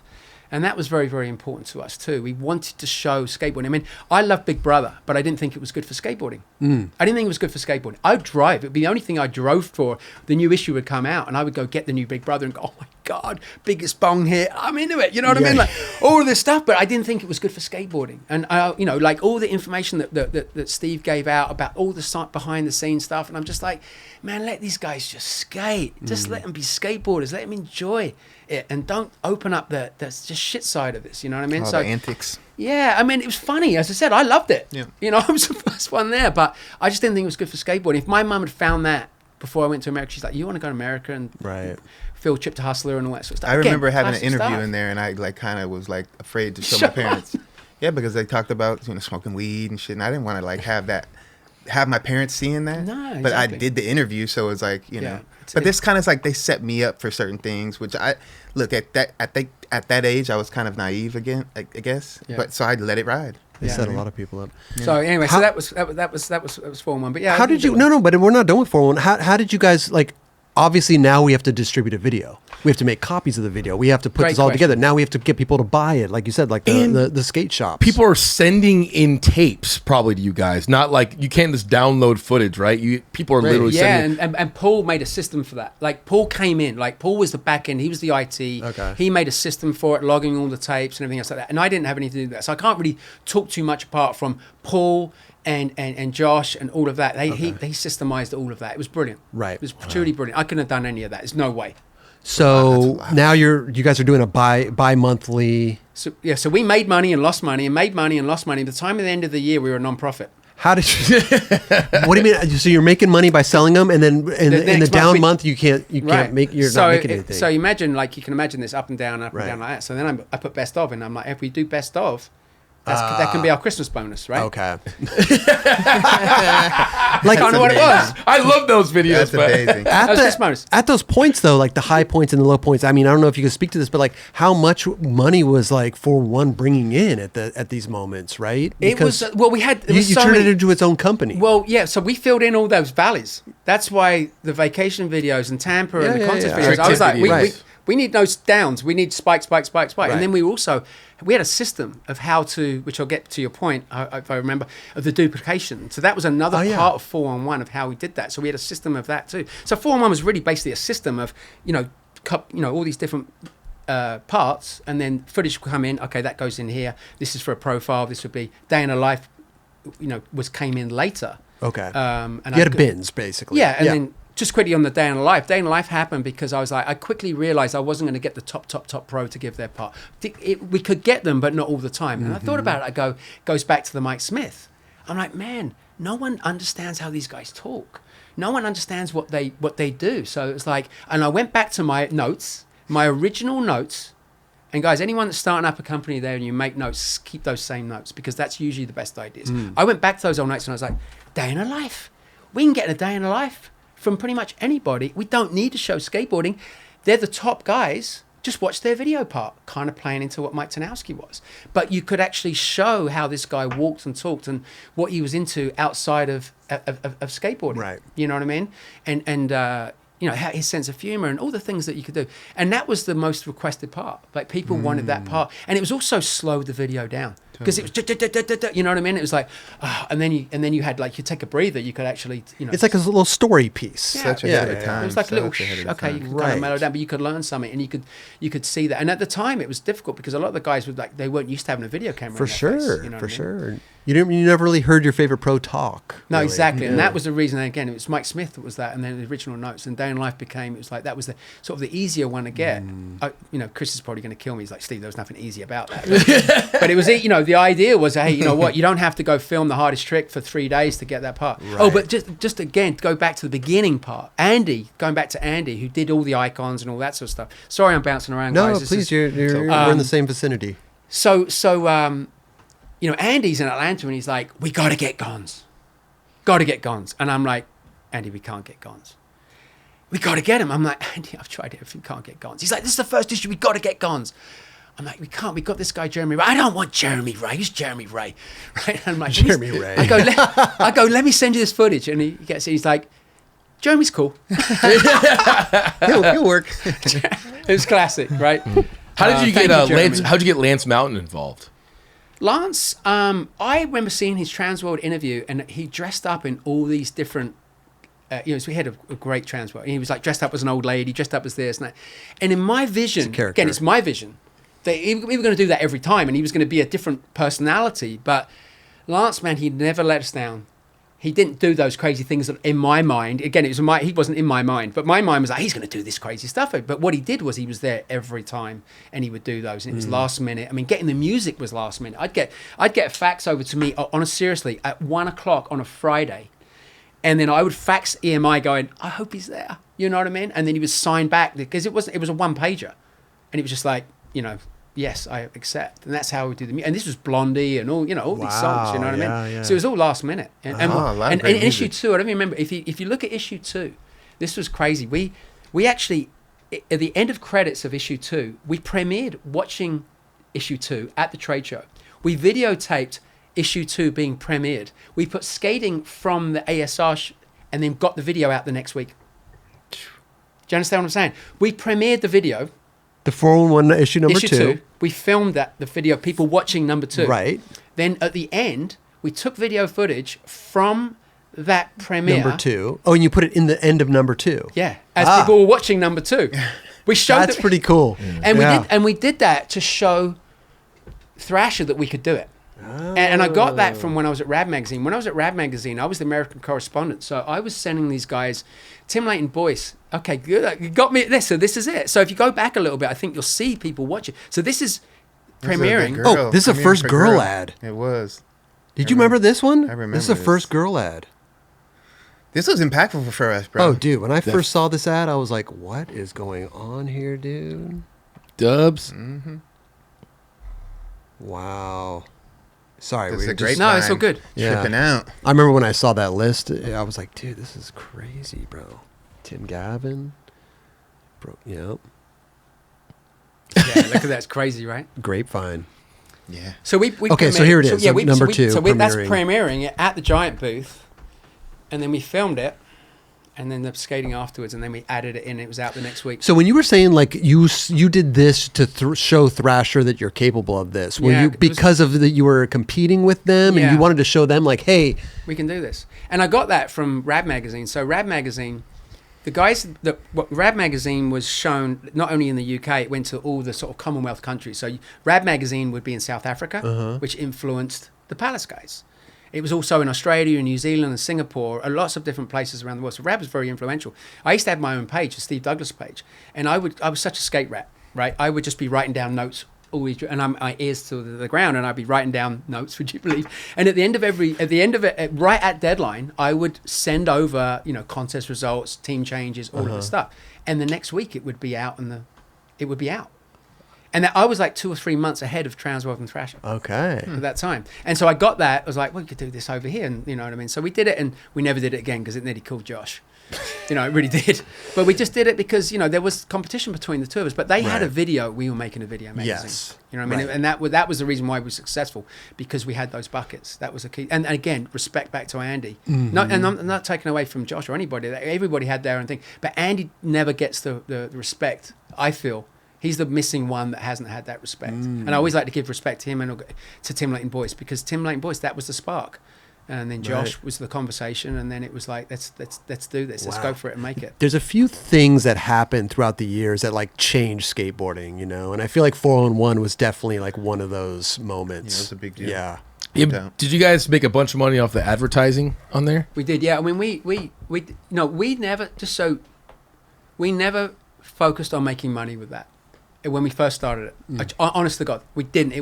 We wanted to do something good for skateboarding. We felt skateboarding was in a bad place in 93, 94. It was very negative. Again, it was very small. It was blank T-shirts, and they were very inconsistent, right? We'd go to demos, and parents would be like, oh, when's the pro skating? They've been out there for 2 hours. Do you know what I mean? It wasn't a good spectacle, right? It really wasn't. I mean, skateboarding was going through one of its many, many, many changes. And I just was like, we wanted to show it all. And that was very, very important, and show the globe. So there was a lot of things that we were trying to get across on that. But you were asking about duplication. Yeah. So one of the things that I really liked about Time Magazine, they had all the different languages and the different prices on it. I thought, that's cool. You know what I mean? So what we figured out is I wanted to send masters over into people around the world. So I sent to my company in the UK. I'd send a master, $75 master, and 500 sleeves, and they would pay a royalty. I can't remember what the royalty is. I'm not just saying it. I just can't remember what it was. But but at the end of the day is we were sending something cost of goods that cost $120, and we were getting $4,000 or $5,000 back. Wow. I mean, it was ridiculous, like for Germany, because they took care of the whole of Europe. So we had duplication stations in basically all these different countries. Australia for New Zealand, and I think it's Australia and New Zealand, and then we had Germany, and then we had the UK and maybe Japan and stuff like that, right? But it kept the cost down, so the local skater could be able to afford this thing come out every month. But also it cut the time down of sending everything, Yeah, so just everybody would imagine- be almost getting it at the same time worldwide. We did that same thing in the States. So one of the things that I did even in the US is I released Giant Skateboard Distribution. Obviously, it's a huge advantage having 4-on-1 before Reggie would have it. But if you ask Reggie Barnes, who I love, Reggie, thank you for all the support over the years. We would release it exactly the same day as Reggie. Right. So I would ship to Reggie on the Monday, we'd ship to South Shore and AWH on the Wednesday, and then Friday we'd ship to Smooth Hill, which was a West Coast distributor. Okay. And then we would all go off on Monday, we'd all be like fair game and start selling it, right? Because it was a big thing. Yeah. And it basically kept Giant alive around that time. So yeah, it was doing the duplication made sense. But I had guys going, "You crazy man? What are you doing? You're sending this masters? You got masters around there? What are these guys doing?" I'm going, "Guys, it's called trust. These guys, I know these guys. A lot of these guys, I've put them in business. You really think they're going through their 500 sleeves that they're going to duplicate another 100 and just sell them at the back of a van for free? You know what I mean? Like, no, we know these people are going to duplicate them anyway. But it's try. And we'd always send an extra like 10 or 20 because of mess ups and stuff like that. Okay. So it was all good. But yeah, the industry thought we were absolutely bonkers. They absolutely did. But we ended up making money. And this is I wasn't expecting to say the story, but so I know exactly when this was. Euro 96. 96. I'm down in Corona del Mar. And England are playing in the European Cup, and they're playing Spain, and we beat them on penalties. And anyone that knows the football game, England don't win on penalties, right? They never win on penalties. They beat Spain. And I was going through a real tough period. Skateboarding, 4-on-1 was making money. Giant was, it was like really, really difficult. And I just went and had a bender for the full day, right? And I met these two guys, and then I was going out the next day, and I was like, oh man, fully hungover, and I'm just like. There was another game on, but it wasn't England playing. I'm like, the light was taking its long time, and I'm like, okay, I'm going to do a Yui. I went back to the pub, drank all day there, met these guys. This guy at the end of the day said, Steve, what do you do for a living?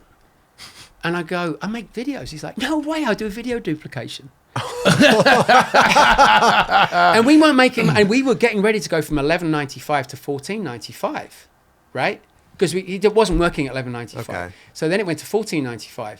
And then we got the cost of goods went down, and suddenly it just changed the whole thing. And it was like, I thought we'd get arrested for making so much money. I did. And it's not, but we never. But you never even wanted to look into that. I didn't. It wasn't. That wasn't the main focus. Yeah. But we did take it away from Giant and made its own company. Mm-hmm. And Josh was a part of it, and Chris was a part of it, Okay. and I was a part of it. And everything. Gotcha. So the intent was never to make money at it, but it just that little bender, That scenario, holy shit. ended up helping, and then putting it to $14.95, and then all the other things got a boost from that, and then so we had this duplication set up. So then we started doing videos for other people because we had this system. And so the way I basically say to people is like, look guys, we can duplicate your video, we can help get your message out. So we did man down, we did static videos and stuff. And we would just go, hey, the duplicate, we would make a one-page sheet, and give the information and send it to the distributors. And then they would, they duplicate the video the same way, and they would get a royalty. I can't remember how we sorted out the royalty. So we sent these things out. And then a guy called Bam Margera turned up. CKY. CKY Landspeed. And he's like, Steve, I don't feel like I'm really getting a good deal where I am. Would you mind duplicating this video? And I go, Bam, I always want to help skateboarders. Always want to help skateboarders, right? And so I made an Excel sheet, and I said, look, this is what, because all we're doing is basically sales and distribution. We didn't do any of the making of the video. So I think it was like $4.50 a video we gave him. And I was thinking it would sell 15,000. That was sort of the benchmark what would sell. And but he's like, oh, I've already started selling it. And I go, Bam, I've never done a video that have already been selling it. We like to kind of like tell everybody that's coming out and have that hype.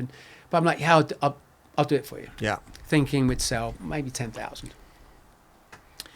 Through that whole series, I can't tell you how many hundreds of thousands of videos that we sold, but it was hundreds of thousands of videos through the CKY. Wow. Did you watch it first? Did you know what you were about to like be selling? Yeah, but I just didn't have an idea. I mean, we would order 10,000 and we'd be like, oh my God, we get enough. And we just like keep going. And then the series started, you know what I mean? Right, It was just right, like, we had no idea. We were sending large checks, and he was going out and buying a Ferrari. I know it sounds random, but like duplication back then, was that mean you literally just play it, then record it, like the whole thing?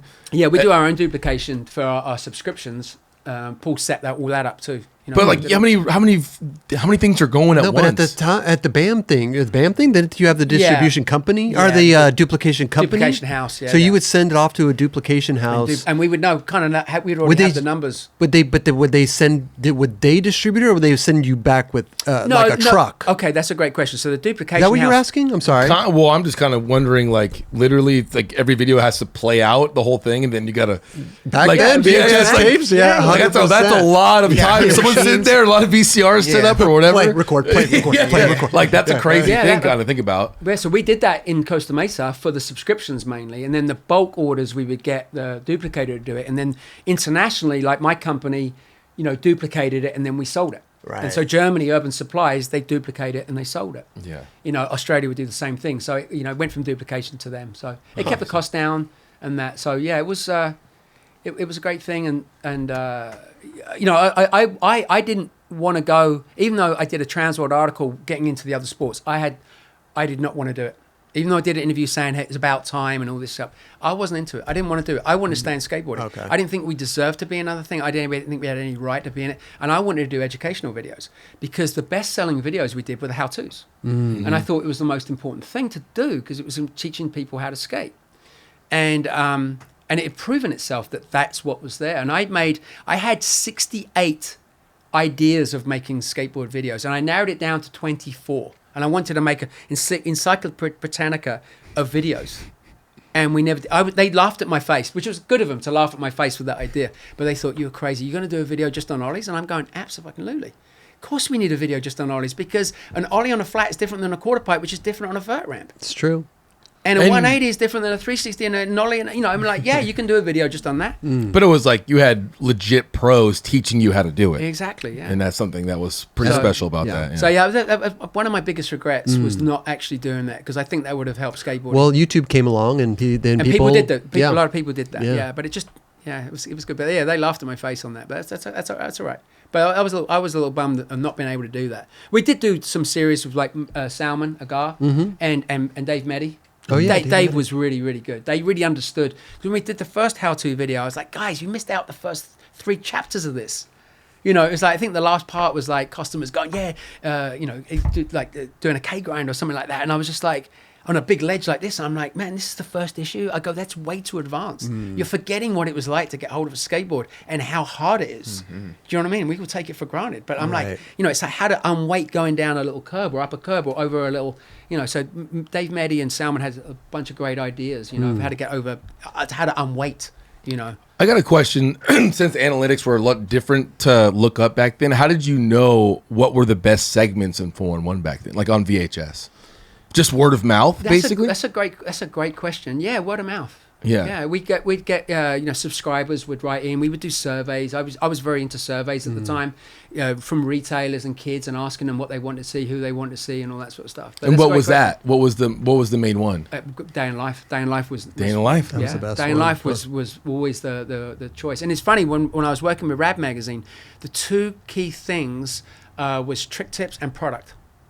Whenever they did a survey, the 2 things that the consumer wanted to see was they wanted product information, they wanted trick tips. Interesting. So that was also, had that knowledge from the background of the magazine. It makes sense from the consumer's Yeah. standpoint, Yeah. So I don't know if we missed anything, but you feel free to On add video. anything. Oh, I was just gonna say on video. Yes, on video. Yeah. Was that the ideas you had for videos? Was that one of them? No, it wasn't. That was purely educational ones. But on video came about where, as I recall, Kirk was at 4-on-1. We hired him.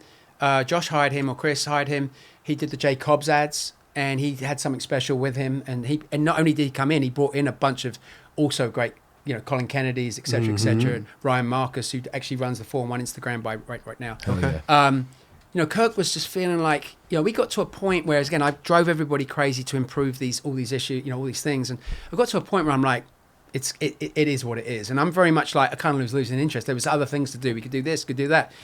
And I just felt like we could do something different. And Johnny Schillereff was at part 4-on-1 at that point. He had a vision for what he wanted to do. Kirk was the person that was, and he had good contacts with a bunch of people. And anyway, so we had this vision, and it was like, I think I said, on video is dedicated to the skaters of today, yesterday, and tomorrow. And what the yesterday part was, we wanted to educate people, right? So when it was why I'm saying this. So for example, if we just put a part in of, say, Frankie Hill, people would be like, that's kind of random. But if there was an interview with Jamie Thomas going, my influence was Frankie Hill, and then suddenly the next part was a retrospect on Frankie Hill, people were like, oh my God, that's it. And I wanted to use on video to go backwards, to tell stories. So in our video ontage, that's what we used to call it, right? We would always throw in a couple of old tricks. That's how I learned about Nadas. There was like Reese Forbes skating, Yeah. and then it showed him doing the on the fire hydrant over here right after Nadas, and I was like, What? seeing like current skateboarding and then past skateboarding, you're like, this is, I've never seen, like my age, I never saw that. So that Gave was us really the cool. opportunity to go back and get footage from the old days. Because at 4-on-1, we were gathering footage from that day onwards, and we just had it all over the world. We had this master amount of skateboard footage, but we didn't have the older footage. On video gave us the opportunity, we could go back to the beginning. Right. And you had it all archived, like, where you can easily find it? Well, was part of that. Like, it wasn't just on video. It was like, okay, we got to find all these people. So we did do that. But that was, I think it was a commercial disaster. It was, because we paid the pro for their story. Right.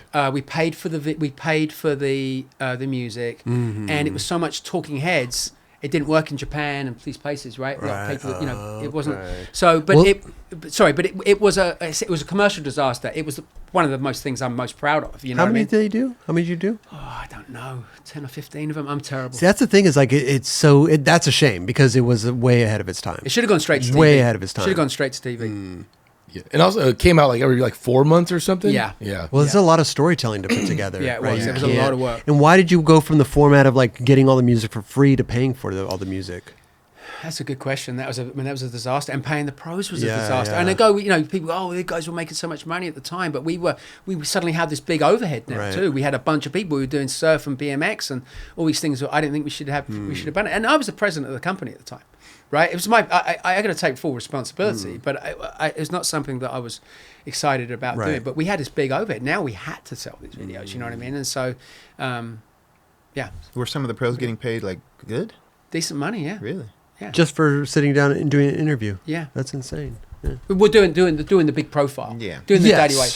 One of my proudest moments was there's a Slap did a review on it. Mark Whiteley did a review on it, and I saw Mark just recently. I said, Mark, you know what? That was a highlight. I go, you saw what you wrote was exactly what we tried to do.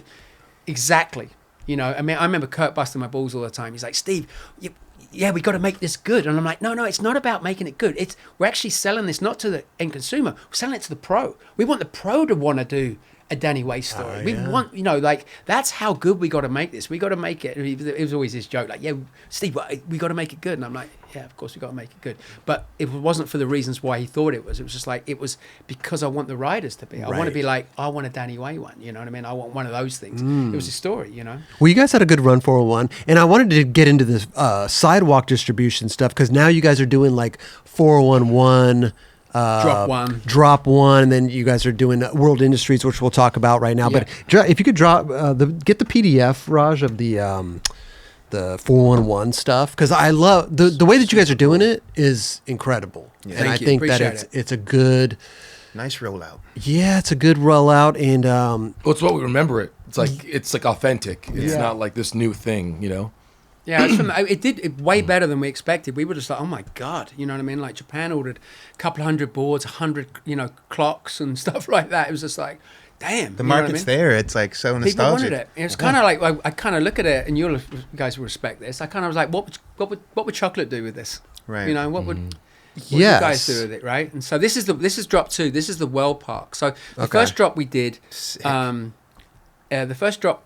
Yeah, this is the second drop. Second so the drop. first drop is actually coming out next week. okay. Right, Oh, which is the cutout board, and Well, this episode will be out way past that. Yeah. So okay, yeah. So this is so what I wanted to do. I wanted to make the boards so the icon board. I want to do an icon board every issue. okay. Right. Oh, so I the see what you're tie-in is saying, the right. keep out. That was the World Industry. Right. So when we did the rollout of our sales meeting, we just finished World, and then it went straight into 4-on-1 of drop 2. And I'm like, right, every time we do this, we're gonna do a tie-in. So World Industry had a private property called Keep Out, and those are frame grabs from that Keep Out Amazing. article. Yeah, right? I love that tie-in. And so the third one that we're pre-booking right now is Sub-Zero. Okay. And then Sub-Zero had a retrospective. They actually had 2. We had issue 3. We messed it up. So we did it again in 13. So with that frame grab, it's issue 3 at the front, and there's a logo in the middle, and then it drops into issue 13. Okay. Right? And which skateboarding had changed so much in that period. So By the way, Super cool. the World Park was like for an outsider looking in, that was like the holy grail of skate parks. Yeah, Like I always 100%. wanted to go there. What a moment in time, bro. Man, I'm telling you. So we did a puzzle, and we've done Puzzle. some coasters, and The coasters mugs and are stuff like awesome. that. We have some. Yeah. I don't know where they are, but Where- they're awesome. Though. What about this board? When did this come out? This Chaos one? That's the first one. That First comes out one, next sorry. week. That's Okay. probably the most like. Yeah. I mean, in my opinion, that was the most watched thing in Formula Yeah, 1. yeah. For sure. Chaos section. If it wasn't good enough to go in the openers, but it was random footage, that's where it went. Throw it in there. And so you guys are selling all this stuff through your distribution, Yeah. Sidewalk Distribution. This is part of the Heritage Division. Which Steve's came back, and people are like, Steve Rocco. Yeah, Well, Steve. yeah, you guys put out a release like 3 years ago. But we'll get to that in a second, it out. though. Because I'm just saying, it's a little too. But I love this. But how are you? How are you guys bringing it full circle? Because how does somebody own 411? yeah, Like, so how does the it? owners of Transworld own it. So we license Transworld. it. Yeah, Okay. So we have to license it. That was going back to your Steve question. We had Steve, but we didn't have a vehicle to put him in, and we didn't have the World Industries trademark. We didn't have the blind trademark. We didn't have any trademarks to work with. So we had him, but we couldn't. How could we use him? Right. Do you know what I mean? So that was the problem. Right. So when we started the first Heritage Division, we started with Sub-Zero. And I did this, I came out and I said, expect the unexpected, as in Sub-Zero, and then expect the expected. Trust me, Right. the expected's coming. But we didn't have it at the time. Right. So So we did we did Sub-Zero with the first one, and that came about because Louis Barletta he was in contact with Shane, the previous owner of Sub-Zero. And Sub-Zero, I mean, that's maybe before some of you guys' time. No, not at all. You know, the real life video, I mean, one of the best videos, I think, from that era, right? And it's so Philly influenced with it. I mean, because they were a shop from Philly, but they acted like a skateboard company. Oh, they had culture. They had people paying attention. And that's why we were like, people were expecting Rocco, and it's like, Sub-Zero, people were like, what? But you know, that was kind of, so I said, expect the unexpected, but then expect it's coming. And the next drop we did 4-on-1, and then we have Pop War. Yeah. And then we did World again, and then we did 4-on-1, and now we've done Sub-Zero, and now we're doing 4-on-1. So but we're tying it in with the tie-in I said of World. So Sub-Zero, they had Philly Metrospective, so the icon now is the Philly Metro. So we want to do it like a collect them all, but then we also price them so they're fully skatable. Amazing. Because pricing is such an important part of where we are in the world right now. I have a distribution company in the UK. Of course I do. No, but we try to sell an American company's boards that were made in Mexico, and we didn't get one pre-book. We had one guy, a shop. I won't say the name of the shop, UK shop. He said, "I'm insulted that you're actually trying for me to sell these boards at this price." Insulted, quote. So the pricing is a big issue. Let's not go down that tangent, but pricing is a big issue right now. You know, not only with the tariffs, but internationally with product made in North America, the way it filters into Europe. You know what I mean? Like it's a change. But yeah, that's not. I don't want to go too businessy, but I know we're talking about Sidewalk, but yeah. Well, is it weird to like licensing 4-on-1, even though like you started it? Yeah, a little weird, but it's good. I mean, I got the original guys back together again. We did this Momi edit that we did. Jake Rosenberg recording the ride. You know, what I mean, a lot of the big videos were out there. Bobby Puglio did a really good little video recap on that. And 4-on-1 was we had the opportunity to do a new edit. And so I got a bunch of the guys back together again. You know, no one was getting paid, but it's just like, you know, they did it for the love of it. So we had a bunch of meetings. We're like, we got an opportunity to do that kind of best of VHS style. Oh, okay. And so we had to go through, and it was difficult. It's like, you got to pick. You only had an hour. We had to make it like an hour, but you could pick the best parts. That's the best, yeah. And so we all got together, and you know, I was inviting you to be on that for that meeting, to actually be in it, and because I wanted outside people to be like, you know, got the inside 4-on-1, but then I invited you, and I invited Neil McDonald, just Science versus Life, and the 4-on-1 guys were like, who's this guy? You know what I mean? But it's good to have outside. And then he realized, I want to talk about Neil for a second. He's a national treasure. He did this London Calling event, and he did the zine that we have up here that was incredible. I mean, he started skating in '87, and then his enthusiasm of focusing on the 70s, I've got goosebumps. He was so interested in doing all these interviews. I mean, he did this interview on that thing like 6 weeks before, and he called me up. He's like, "Oh my God, Jules Skating is the most exciting guys. He could have a film." I mean, it was incredible how his enthusiasm onto this thing. And when we were talking about Sub-Zero, me and Louis were talking about Sub-Zero, and we showed him the boards. He's like, "No way, Ricky Iola's doing a front board on this bench."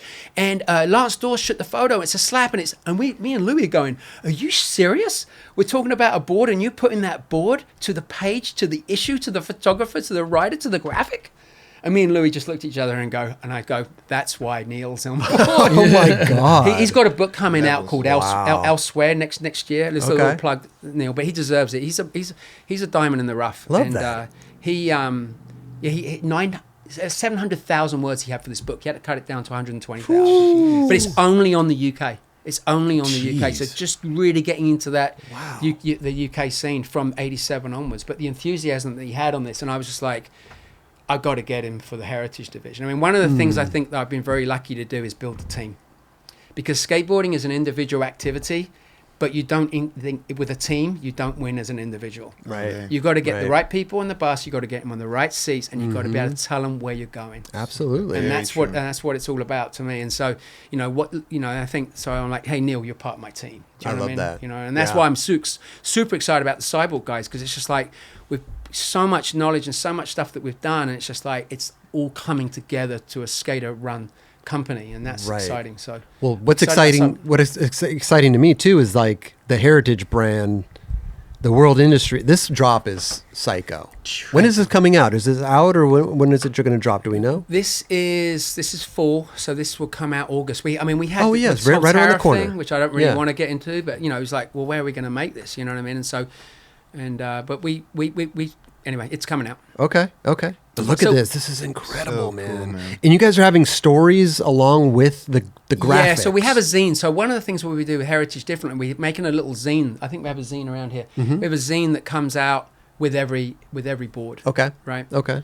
And so we just finished this one. And Steve did it, but Steve didn't do anything about himself. So we wanted to like take a graphic back. Like, so let's talk about this graphic for Go a ahead. second. Jesse right? Martinez. So we know this graphic before. So we could. I haven't got my glasses on, but can we read that? The truth will set you free. For sure Just will piss cover. you No, off. you got to cover one eye. But and then- first, it will really piss you off. when writing about Jesse, this is usually a good rule of thumb to keep in mind. He hated this board when it came out, and I'm sure he hates it now. The only way to change his mind is usually a royalty check. Fortunately for me, I now reside in the southern hemisphere. As for the guys at Sidewalk, I would send his check first and let him ask questions later. So what's great about this is right here when you. That's by Steve Rocco, by the way. Steve, Yeah, this is people listening. from the mind of Steve Rocco. So Steve wrote that. And then, so what I love about this graphic, right? People know this graphic, but do you remember the second one? It was like the juniors. It was a junior because Jesse was having a kid, Right. right? And so Based on you know, timing. so it was based on that, right? And in the third one, the character's in jail. Do you know that story? No. Jesse's in jail, right? Jesse came out and goes, "You MFers," he goes, "You put my character in jail while I'm in jail." Oh shit. And when I'm not telling the story as good as it is, but when you look at when Steve tells those stories, and I Right. got to tell you, Steve's storytelling, there's no one that tells stories like Steve. They're so hysterical. Just a quick Steve story because it comes up in my brain. I told you I got overactive brain. Yeah. So one of the stories I'll tell is, and we got to talk about Dan Sturt for you later. So remind me on the Dan Sturt. Sorry, you see my brain's going. So there's a story about Steve, and he comes in late. I mean, the thing about Steve was he wasn't like a worker like some of us. He was, he was a lot of fun, right? He didn't work the hours like a Frank Messerman or myself or Bod Boyle and those guys that we do. And so he comes into work, and the computer system isn't working, right? So everyone's on him, and then the new Duff's coming in, and he's like, and someone's like, "Hey, this has happened," and Steve listens to the computer guy, listens to the shoe guy. I'm going jet skiing, and walks out the building. Figure it out. It's too much. Another quick one. So Frank comes in and adds what he needs. Steve's just like doing all that stuff, and now he's got Frank. I mean, Frank, he will say that saved them, right? And so Frank gets on the plane and goes around all the distributors and stuff like that. Steve goes for a jolly, what we call in England a jolly, and he just drives up to playing golf and everything to Vancouver and coming back, and when he gets back, Frank's just like looking at the bills, and he's just like, "Frank, Steve," he goes, "I've just travelled to visit all of our distributors, and I've spent this. You've gone to play golf, and you spent that. How did you do that?" He goes, "You know what, Frank? It was pretty damn tough." That's all these. And another one, last one. So Steve calls up and goes, "Frank, I lost my credit card." Doesn't think anything more of it. 3 weeks later, he calls me and goes, "Where's my credit card?" And Frank goes, "Well, the guy that's got it spends a lot less than you." That's pretty good. That's a good one. But that's Steve. I That's mean, a it's good just one. he tells stories. Sorry, so let's keep, however you want to do on this. But No, I was just trying to. Here, let me click it again. I gotta. So Jeff Hartzell. Now, the great thing about Jeff Hartzell, and if you want to read that, please by all means. But I didn't know, and Steve didn't know, that Jeff Hartzell was a vert skater from the East Coast. Do you ever see the photos that Glennie Friedman took of Tom Graholski skating the vert ramp, Chuck Trees and stuff like that? Jeff was one of those skaters. And I'm thinking, oh my goodness, he lives in Hawaii. And when we thought he was all at Venice, he was a New Jersey boy. I love that. Insane. I love And that. Steve didn't even know that. So we've had some great conversations with Jeff. Jeff's awesome. We will read and each still of- skates all the time. Each and every one of these, but The next one, This- the Rodney one. the Rodney one? one's to Let's talk see. about. Okay, Rodney so Mullen, read Rosetta Stone. that one. This board is probably responsible for creating more change in skateboarding than any other board. Yet barely anyone knows it ever existed, or the story behind it. Is the answer a conspiracy motivated by greed, power, and domination? Yes, it is. Answer coming in the zine. Yeah, it's crazy. The zine just came out, or it's getting printed, and that story is not in there. There was a little No bit way. of confusion on that. So Oh, I'm going no. to tell a little bit of the story, Okay. Steve. So this is Rodney's last freestyle board. Okay. They made, I think, 100 of them, and Rodney took 70 of them, thinking that if freestyle ends and Armageddon happens, that he can have a freestyle board. So apparently 70 of these were in his garage, right? Okay. And so the bet was between the late Mike Ternasky that he couldn't make him be the street skater that he became. So basically, like, I'm not going to make a freestyle board for you. You better go learn how to skate street. And that was the Wow. and they had a $1 bet on it. $1. And there's more to that story, and that story will come out. So I don't want I want to talk too much on it. Oh, for but sure. that's a story. That's the story of this board. That's the motivation for Rodney. That's all he needed. Yeah. Yeah. And it's But- funny about Rodney. He won every every freestyle contest, but he never skated a contest on the street, right? Yeah. Interesting. It's true.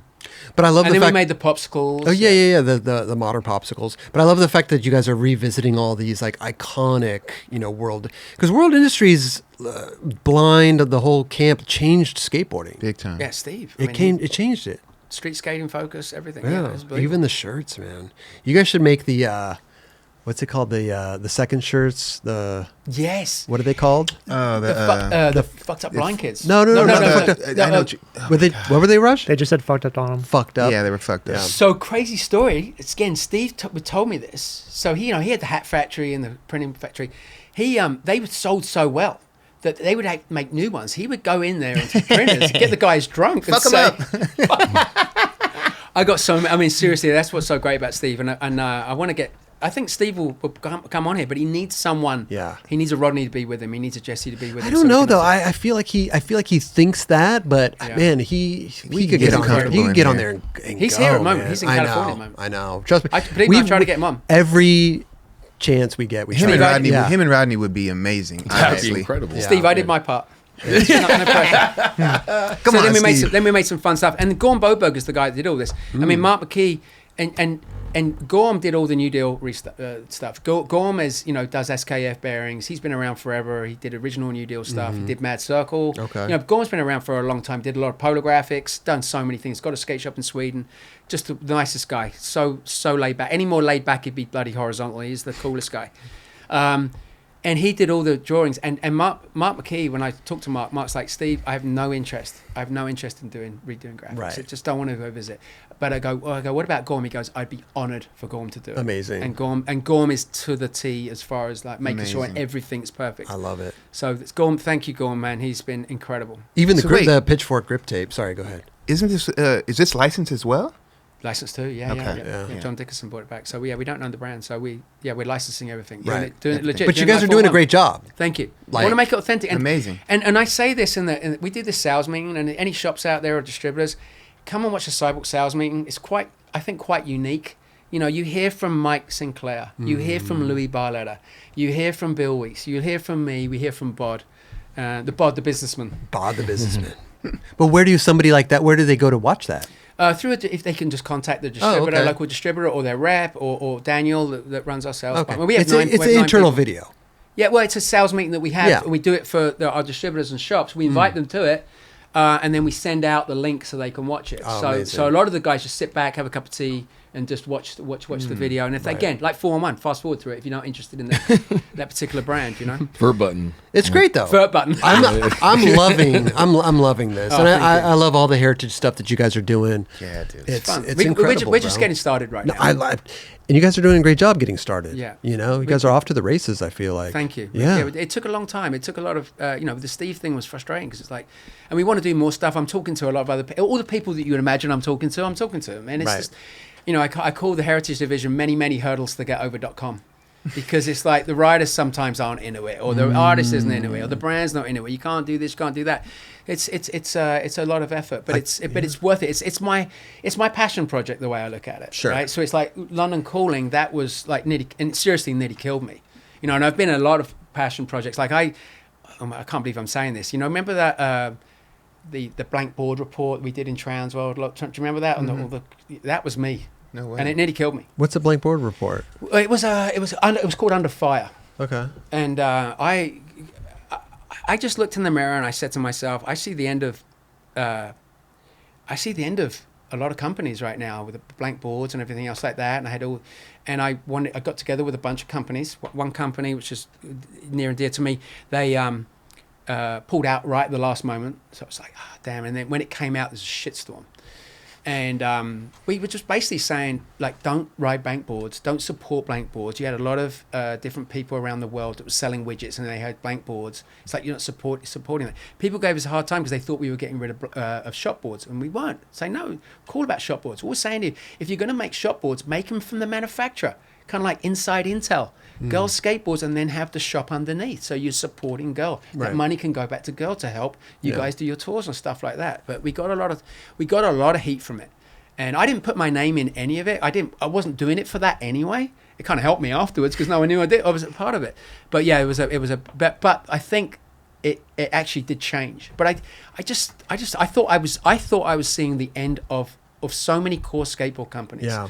And I was like, really, I mean, not trying to disrespect the shoe companies or anything like that, but, you know, when people are getting tattoos of independent, they're getting Black Label. You know what I mean? They're getting Enjoy tattoos or whatever it is. Normally the brand, you know, the hard good brands, not so much in the soft goods. You know what I mean? Sure. And I just felt that I was seeing something, and I was like, my God, I couldn't look at myself in the mirror without thinking that something like this was going to happen and then not doing anything. So I can't believe I'm talking about this, to be honest with you.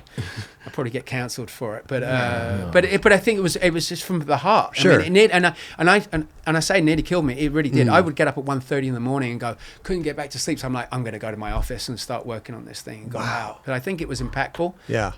It just wasn't understood. It wasn't understood, but it made the change that I was trying to get it, and now you very rarely see blank boards. You know what I mean? Oh yeah. You know, it was very rarely huge. see it. I was one of those guys. I would even have a board and turpentine the graphic off sometimes, Right. because I wanted the blank board. I wanted to look like the guys at World. It was very short lived though. I mean, it didn't seem like it lasted that long. Right. When you're in it. Yeah. You know. I can't believe I just talked about that. Well, I didn't know the depth of it. Yeah, it I was guess pretty, yeah, I didn't know the depth. As of far it. as put it out. As far as Yeah, I I think I was so like just worried about skateboarding that I wasn't even thinking about it from a business standpoint. Why would I? Well, You know? I mean, why? Yeah, I mean, we're not skate shops. We don't. Rip City was my local shop back in the. I'm not great thinking shop. about. Yeah. I don't. No, it's good So to talk about this. Yeah, stuff. okay, Yeah. good. Yeah, I mean, I'm yeah. just, it's from the heart. And, Right. you know, and so Sidewalk, to talk about Sidewalk just really quickly, we started this together. You know, I started working, I went out to Eastern Skate Supply with Reggie's place, and he showed me, he's like, hey, have you seen Mike Sinclair? He's got this new truck company. As soon as I saw it, I'm like, that's a good looking truck, man. That's a good looking Wait, truck. can I Yeah. just pause real quick? This is the statement you made. This is it. Yeah, that was an ad. Really? Yeah, That that was was an an ad? ad, and then it was under fire. So if you go to the cover, there was like a. This is Oh, you don't have this that. is simple.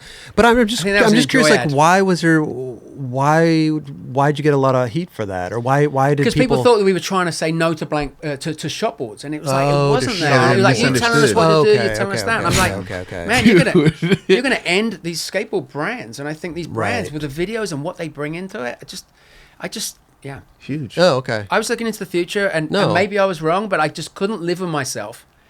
Had I not thought that we were getting on a edge of a cliff and not do anything about it, I thought I was like, skateboarding has saved my life. Somebody needs to say something. So it was Exactly.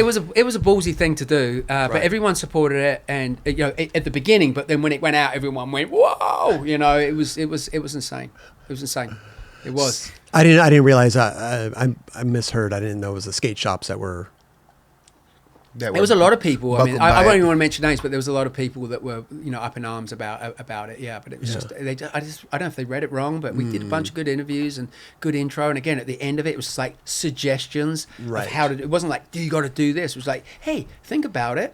Go Right. to your favorite skate company and see if they'll make your shop board for you. You know what I mean? It was like, Right. oh, if you're going to get it from a widget maker that's not going to put money into skateboards, let's support the guys that are doing tours and doing Right. videos and doing all Oh, these yeah. things, rather than the Absolutely. money leaving the industry. Right. And that was my concern. This money was leaving the industry, and we needed to keep it in because the hard good companies, like I said, were institutionalized. I mean, yeah, there's moments where you can make money.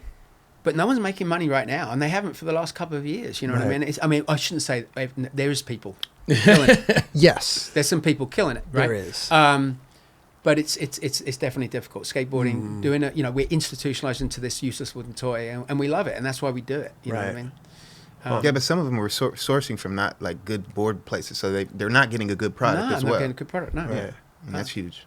So sorry, what were you saying about Sidewalk. Sinclair? Yeah. Oh, yeah, Sinclair. yeah. So we started. So I went out to Eastern Skate Supply, and so he showed me Mike Sinclair's new truck company, And I was like, oh my God, this looks great. So I called up Mike. I go, Mike, you do know this is the worst time in the world to start a drug company, right? And he's like, Steve, that's what everyone's saying to me. But he goes, I'm not quitting the day jobs. I'm still working. I do all the things that he did. And I said, let me take that back. It's probably the best time. If you could start now, it's going to take you a while. Do it. Yeah. So I started working with him. Again, I got a distribution company, another one called 1976, the year I started skating in the UK. And I started helping him out. And I wanted to help him out distribute. I was like, this is a guy that's a lifer. I want to help him out distribute. And then Bod left Dwindle. Yeah. After 20 plus years.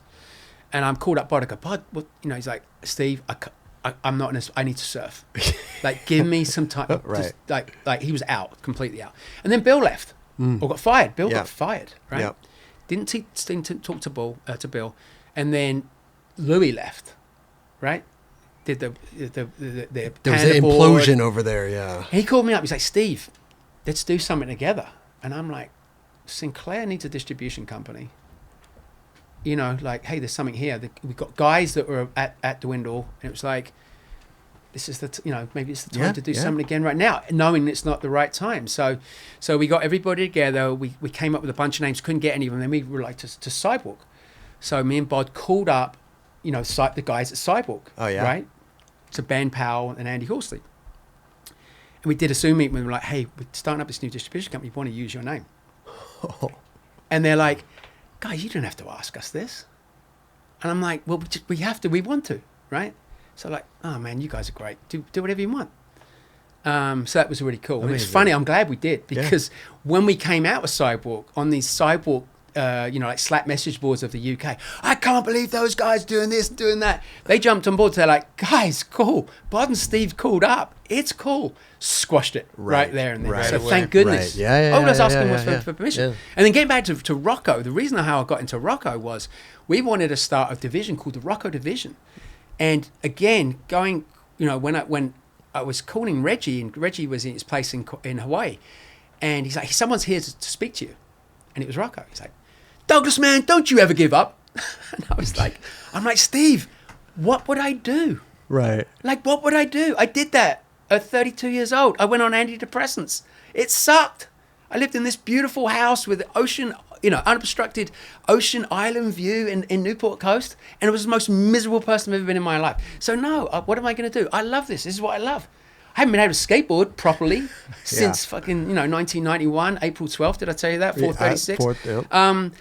I still push around. I've got a singer, you know what I mean? But no, this is what I do. This is what I love to do. You know what I mean? I'm passionate about what we do here. Skateboard saved my life, Literally. Gave me direction. I'd be a fucking soccer hooligan if I was in the UK. My brother was a soccer hooligan. Really? Football, Chelsea boy. And, I just didn't have much of a meaning in life. Anyway, we'll go through that. But yes, I love skateboarding. Yeah. My hands sweat. I have contest runs. I go to a ramp and I'm like looking at the coping. I'm checking it all out with no thought of skating it. I wake up, I have dreams, learning tricks and stuff like that. It's crazy. We live, breathe it, Yeah. But you guys, you've done so much for skateboard, and you're still going. You're still doing it. All these ideas keep flowing. I can't stop, man. My brain is an overactive brain. I'd hate you to might see not that. be a gambler in Vegas, but you're a gambler in skateboarding. And it's worked. Yeah, it's good. I'm excited. I think we're building something pretty good at Sidewalk. Again, I didn't come on here to talk about that. I actually would like to change if I can. Please. We'll wrp it up soon. We're going to wrap it up soon. Okay, but cool. What do you? Yeah, so Make Life Skate Life. Yeah. If you guys haven't seen what they do, there's a lot of people that talk about what they're going to do. One of my favorite quotes is in the world, and I always think of Jeremy Ray. The biggest gap in the world is from I should have to I did.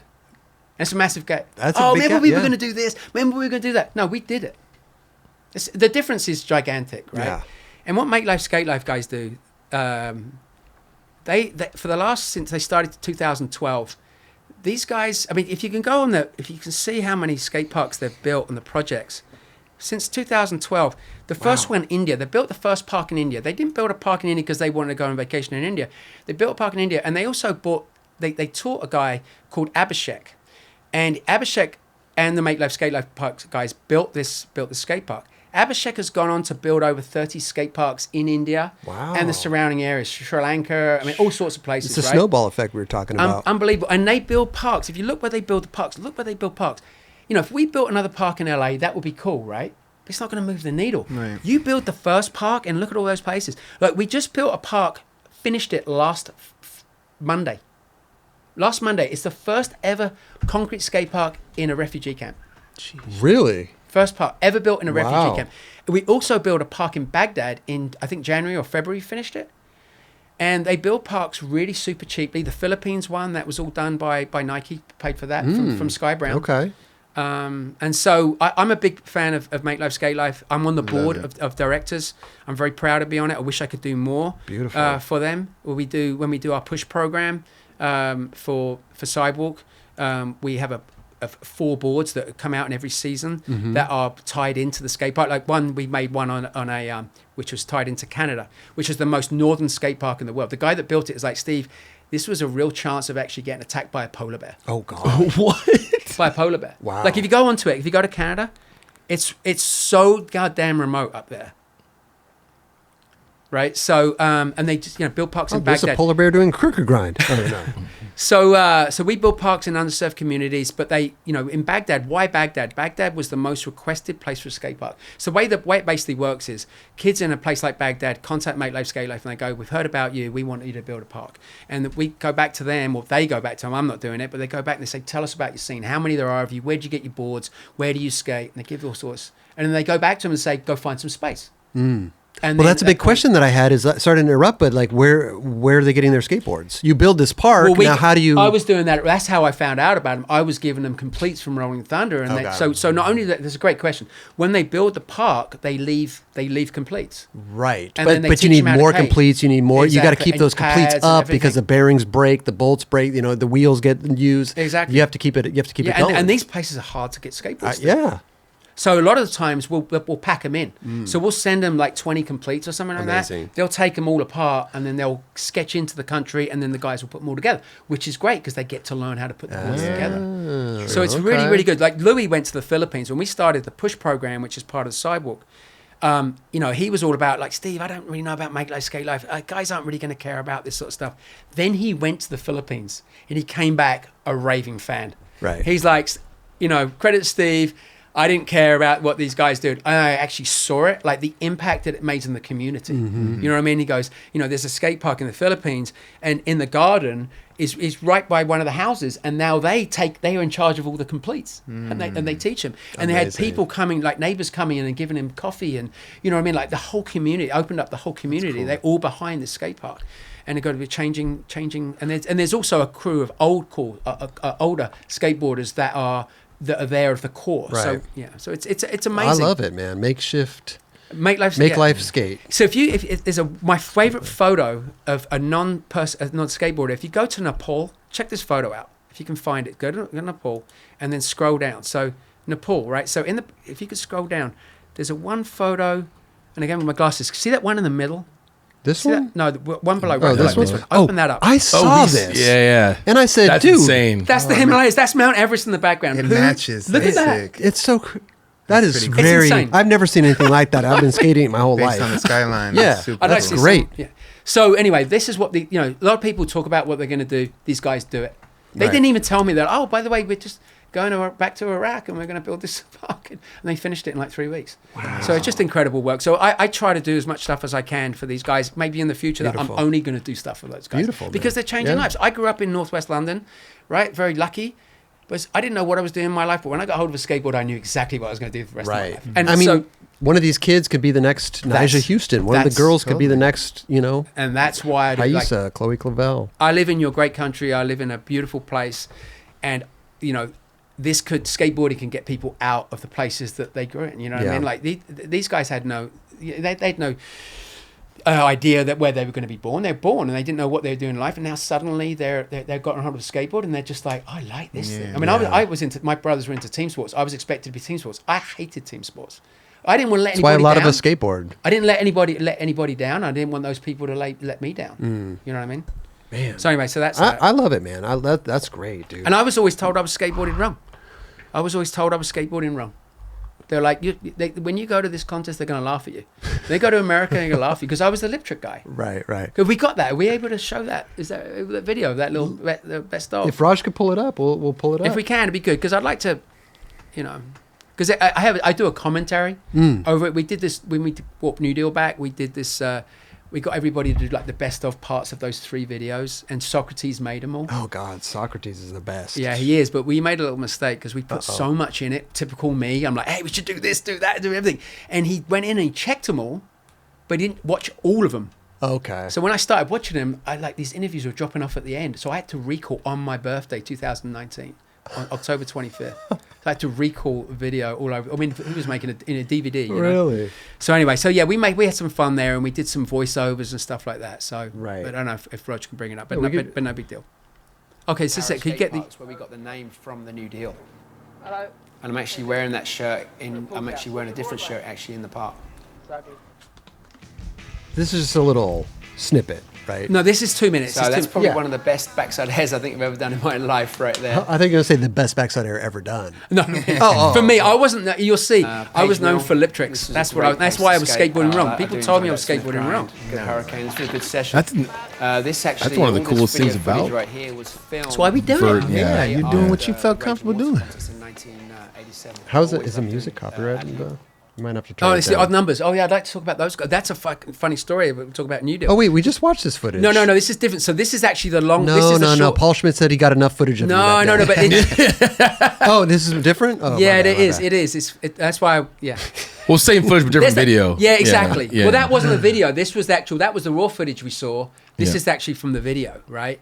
But anyway, I know you've already seen this. No, you got your lip tricks. That was. But then this, look, so that. Cab 5-0, and then we start. This is Raging Waters contest. That's a frontside hurricane, horrific looking, right?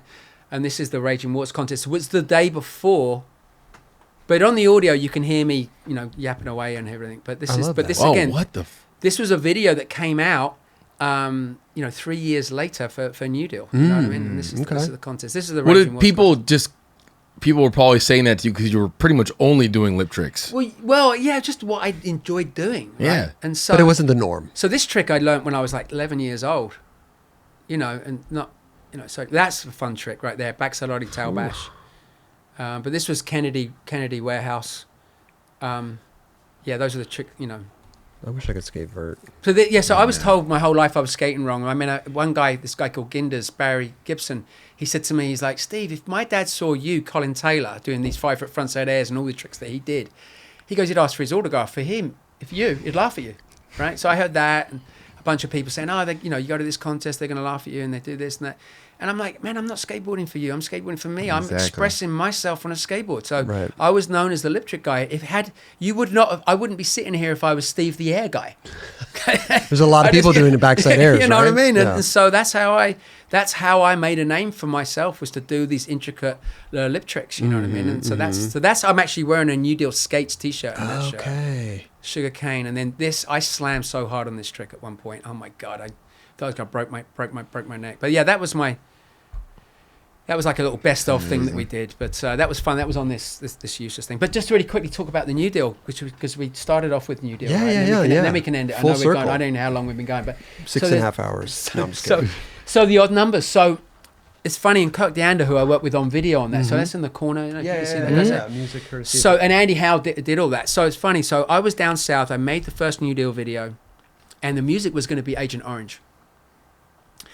And at the last minute, they said, you can't do the video. If we bring it out, it's going to ruin the record sales and everything else like that. So I'm like, God damn, I finished this video. What video? The 15-minute promo. Oh, 15 minute. Okay. It's a 15-minute promo. And I'm like, God damn. So I'm getting a drive up from Southern California to Northern California. And I'm like, what am I going to do? I'm with Bob Schmelzer, who used to ride for me on Madrid. Anyway, so I go up there and I think, what am I going to do? So I stop off at one of the skate house up there, 819. And I'm speaking to my friend. Oh my goodness, I've just had a brain frame. But anyway, he's like, hey, check this band out. It's called The Odd Numbers. So I listened to it and I'm like, this is perfect. It'll be perfect. And so that's what ended up being. It was like, this is the soundtrack. It became the soundtrack of New Deal. But what Kirk said to me was, and it's Ray Stevens, by the way. Thank you. God, so glad I've remembered that name, Ray Stevens. He was in the Faction and all this stuff, right? Okay. So he turned us on to the Odd Numbers. And so Odd Numbers we had this new brand called The New Deal with guys that had been around, but you hadn't seen video of them. And we were launching, but now we had this new soundtrack. And Kirk said to me just recently, he's like, I wonder, had New Deal been successful if you started off with an old band of Agent Orange. And I was like, man, I never thought about that. Yeah. So again, I mean, a big part, I haven't said it enough, the luck that I've had in this, in what we're doing has been incredible. So, you know, and you can't, so I've been very, very lucky. I love what you've been doing, man. Yeah, and here's the thing is like, I know we're going to wrap this up soon. We've been going for about 3 hours, a little bit. Are you but shitting me? That's how it Time goes. flies, Steve, dude. Here's the thing. Here's the thing. This is the beauty of our show, right? Because we've talked for 3 hours, but I don't even know if we've touched the surface. You didn't cover everything. But you got to come. You got to come back. And I hang can tell, out and with I can us. tell Dan Stewart stories? Yes. We yeah, could tell. yeah. Dan, we could tell. I mean, like I said, we have 3 or 4 more episodes with you at least. Yeah. I'd be honored. 100%. We need you. We have to It'd be fun to There's do a one lot. with Rocco. There's It'd be a fun lot to do here. one with Rocco. I mean, if you because wanna- I was a competitor of him. Right. You know what I mean? But I was also his distributor in the UK. He was a stripper in the UK. Oh, I thought you said stripper. Oh. No, I was his distributor. Right. I was his distributor. Oh, in the distributor. UK. Yeah, Did you yeah. say think it's I thought stripper there was too? a stripper in That's what the I thought UK. you said. Yeah. Yeah, thank you. No, so I was his distributor. I love that. Yeah. So I sold World and Whatever we could do to get Rocco on here, Yeah. you know, Make it happen. even if we have to bring you back, we got to do it. We got to do it, man.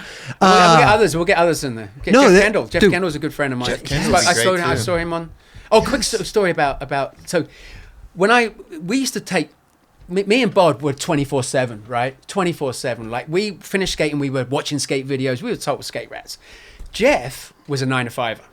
He would finish skating and he'd be in a band. He had, he had to do all this sort of stuff.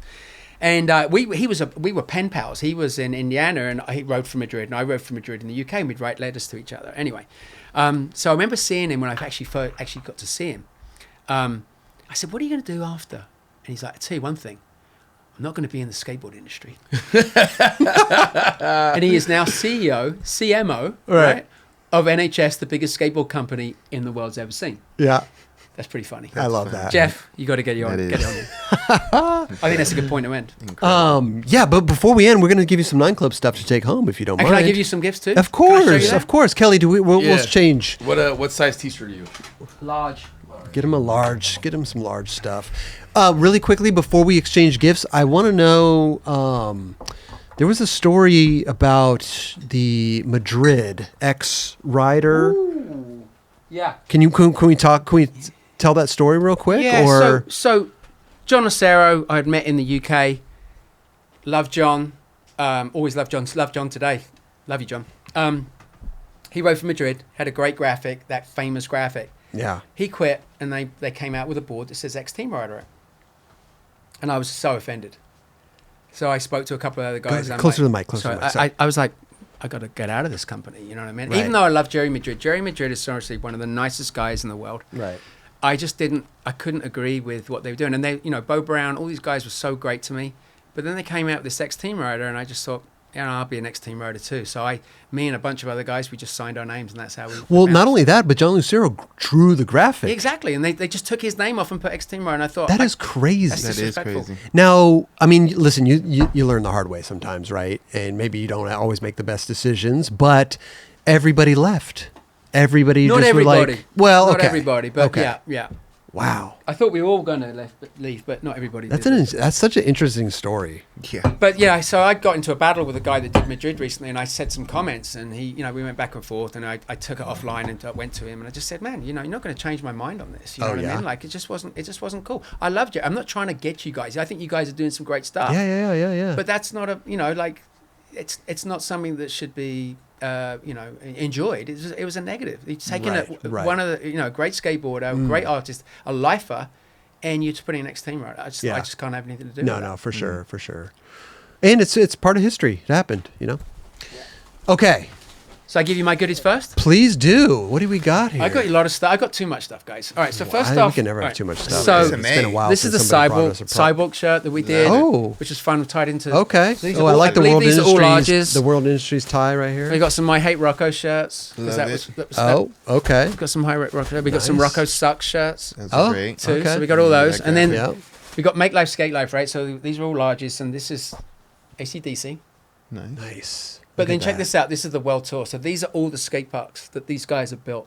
Amazing. So please, if you get one thing from this 9 Club, please follow these guys. I love it. We're gonna follow them.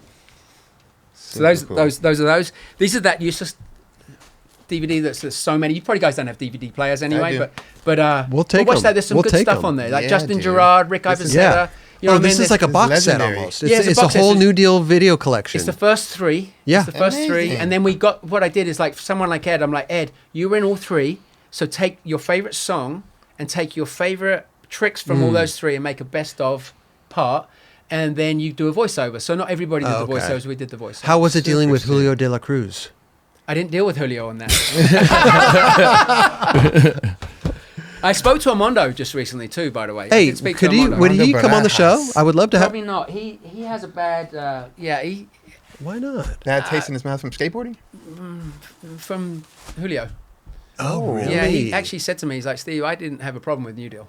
Oh. And he's kind of left skateboarding because of the situation. Well, because Julio had made everybody leave, right, or something like that. Well, yeah, he some did, type he of did story. do that. I can't remember. You know, he's telling the story. I was just Yeah. like, I can't really remember it as that. But they had a crew, and Yeah. it made total sense. But Armando was cool, and I had to like bat for Armando because Armando turned up with a videotape. I remember I don't know if Julio was with him, but Armando turned up with Julio, and I watched this video and I was like, oh my god, you know what I mean? But I had to protect him because Andy didn't know him. Andy had his clique, and Ed was kind of bummed. He's like, man, every time this guy, I show up, he stops skating, and I go, Ed, because he's in awe of you. He's not trying to bite you. I think He's a lot in of people awe were of in you, awe you of- know. So it was kind of like Armando was like my guy that I had to kind of, you know what I mean. And he was super good. And I was a big fan and of we had Tom Armando. Penny. I mean, Yeah. Who Tom wasn't? Penny was a part of New Deal. Did you know that? I mean, it was like Flo from the UK. Okay. Tom was a Okay. part of that. Okay. Was he in any of the videos? No, Yeah, no, okay. no. But they've got photos of him in the rap book. What He's writing a New Deal stuff. turn! If that Yeah. if Tom Penny Tom wrote for Penny. New Deal, wow. I mean, he did kind of technically. But yeah. look at all this stuff, dude. Okay, what else do we got I here? got some. Wait, we got mugs. We got mugs. Yeah, Make Life Skate Life. Samantha. Wow. Okay. Made these. Shout out to Samantha. The graphics from. Oh, I love that. Look, got little cats on it. The Libya Park. Beautiful. These I are love some that. tech decks. So the guy Ryan Marcus, who basically makes the 4-1 and stuff, he's been doing it all himself. He's a big, I don't know how to say, fingerboarder. Is that Oh how yeah, it yeah, goes? Is he? yeah, yeah. Yeah, big one. I didn't know that. Yeah, That's and awesome. so he was like, we got to make fingerboards with slush sculpt. We got to make them. So I'm like, oh, go for it. You know what I mean? Thank Like, you. Again, That's my tight. Okay. Wow, my a sort lot of stuff go-to there. word is go for it, right? Go for it. I'll definitely Okay. take one of those. And then I've got this. Beautiful. How much? Oh, Oh, awesome. posters. I was Yeah. going to wear that, but I put that That's there. what but I was thought looking it's for. too One of those. I Those love are those dope. coasters. Yeah, those they're are pretty great cool. coasters. Those And are then new we've got this coasters, tool. dude. Chaos. Yeah. We have this tool. Did I show you this tool earlier?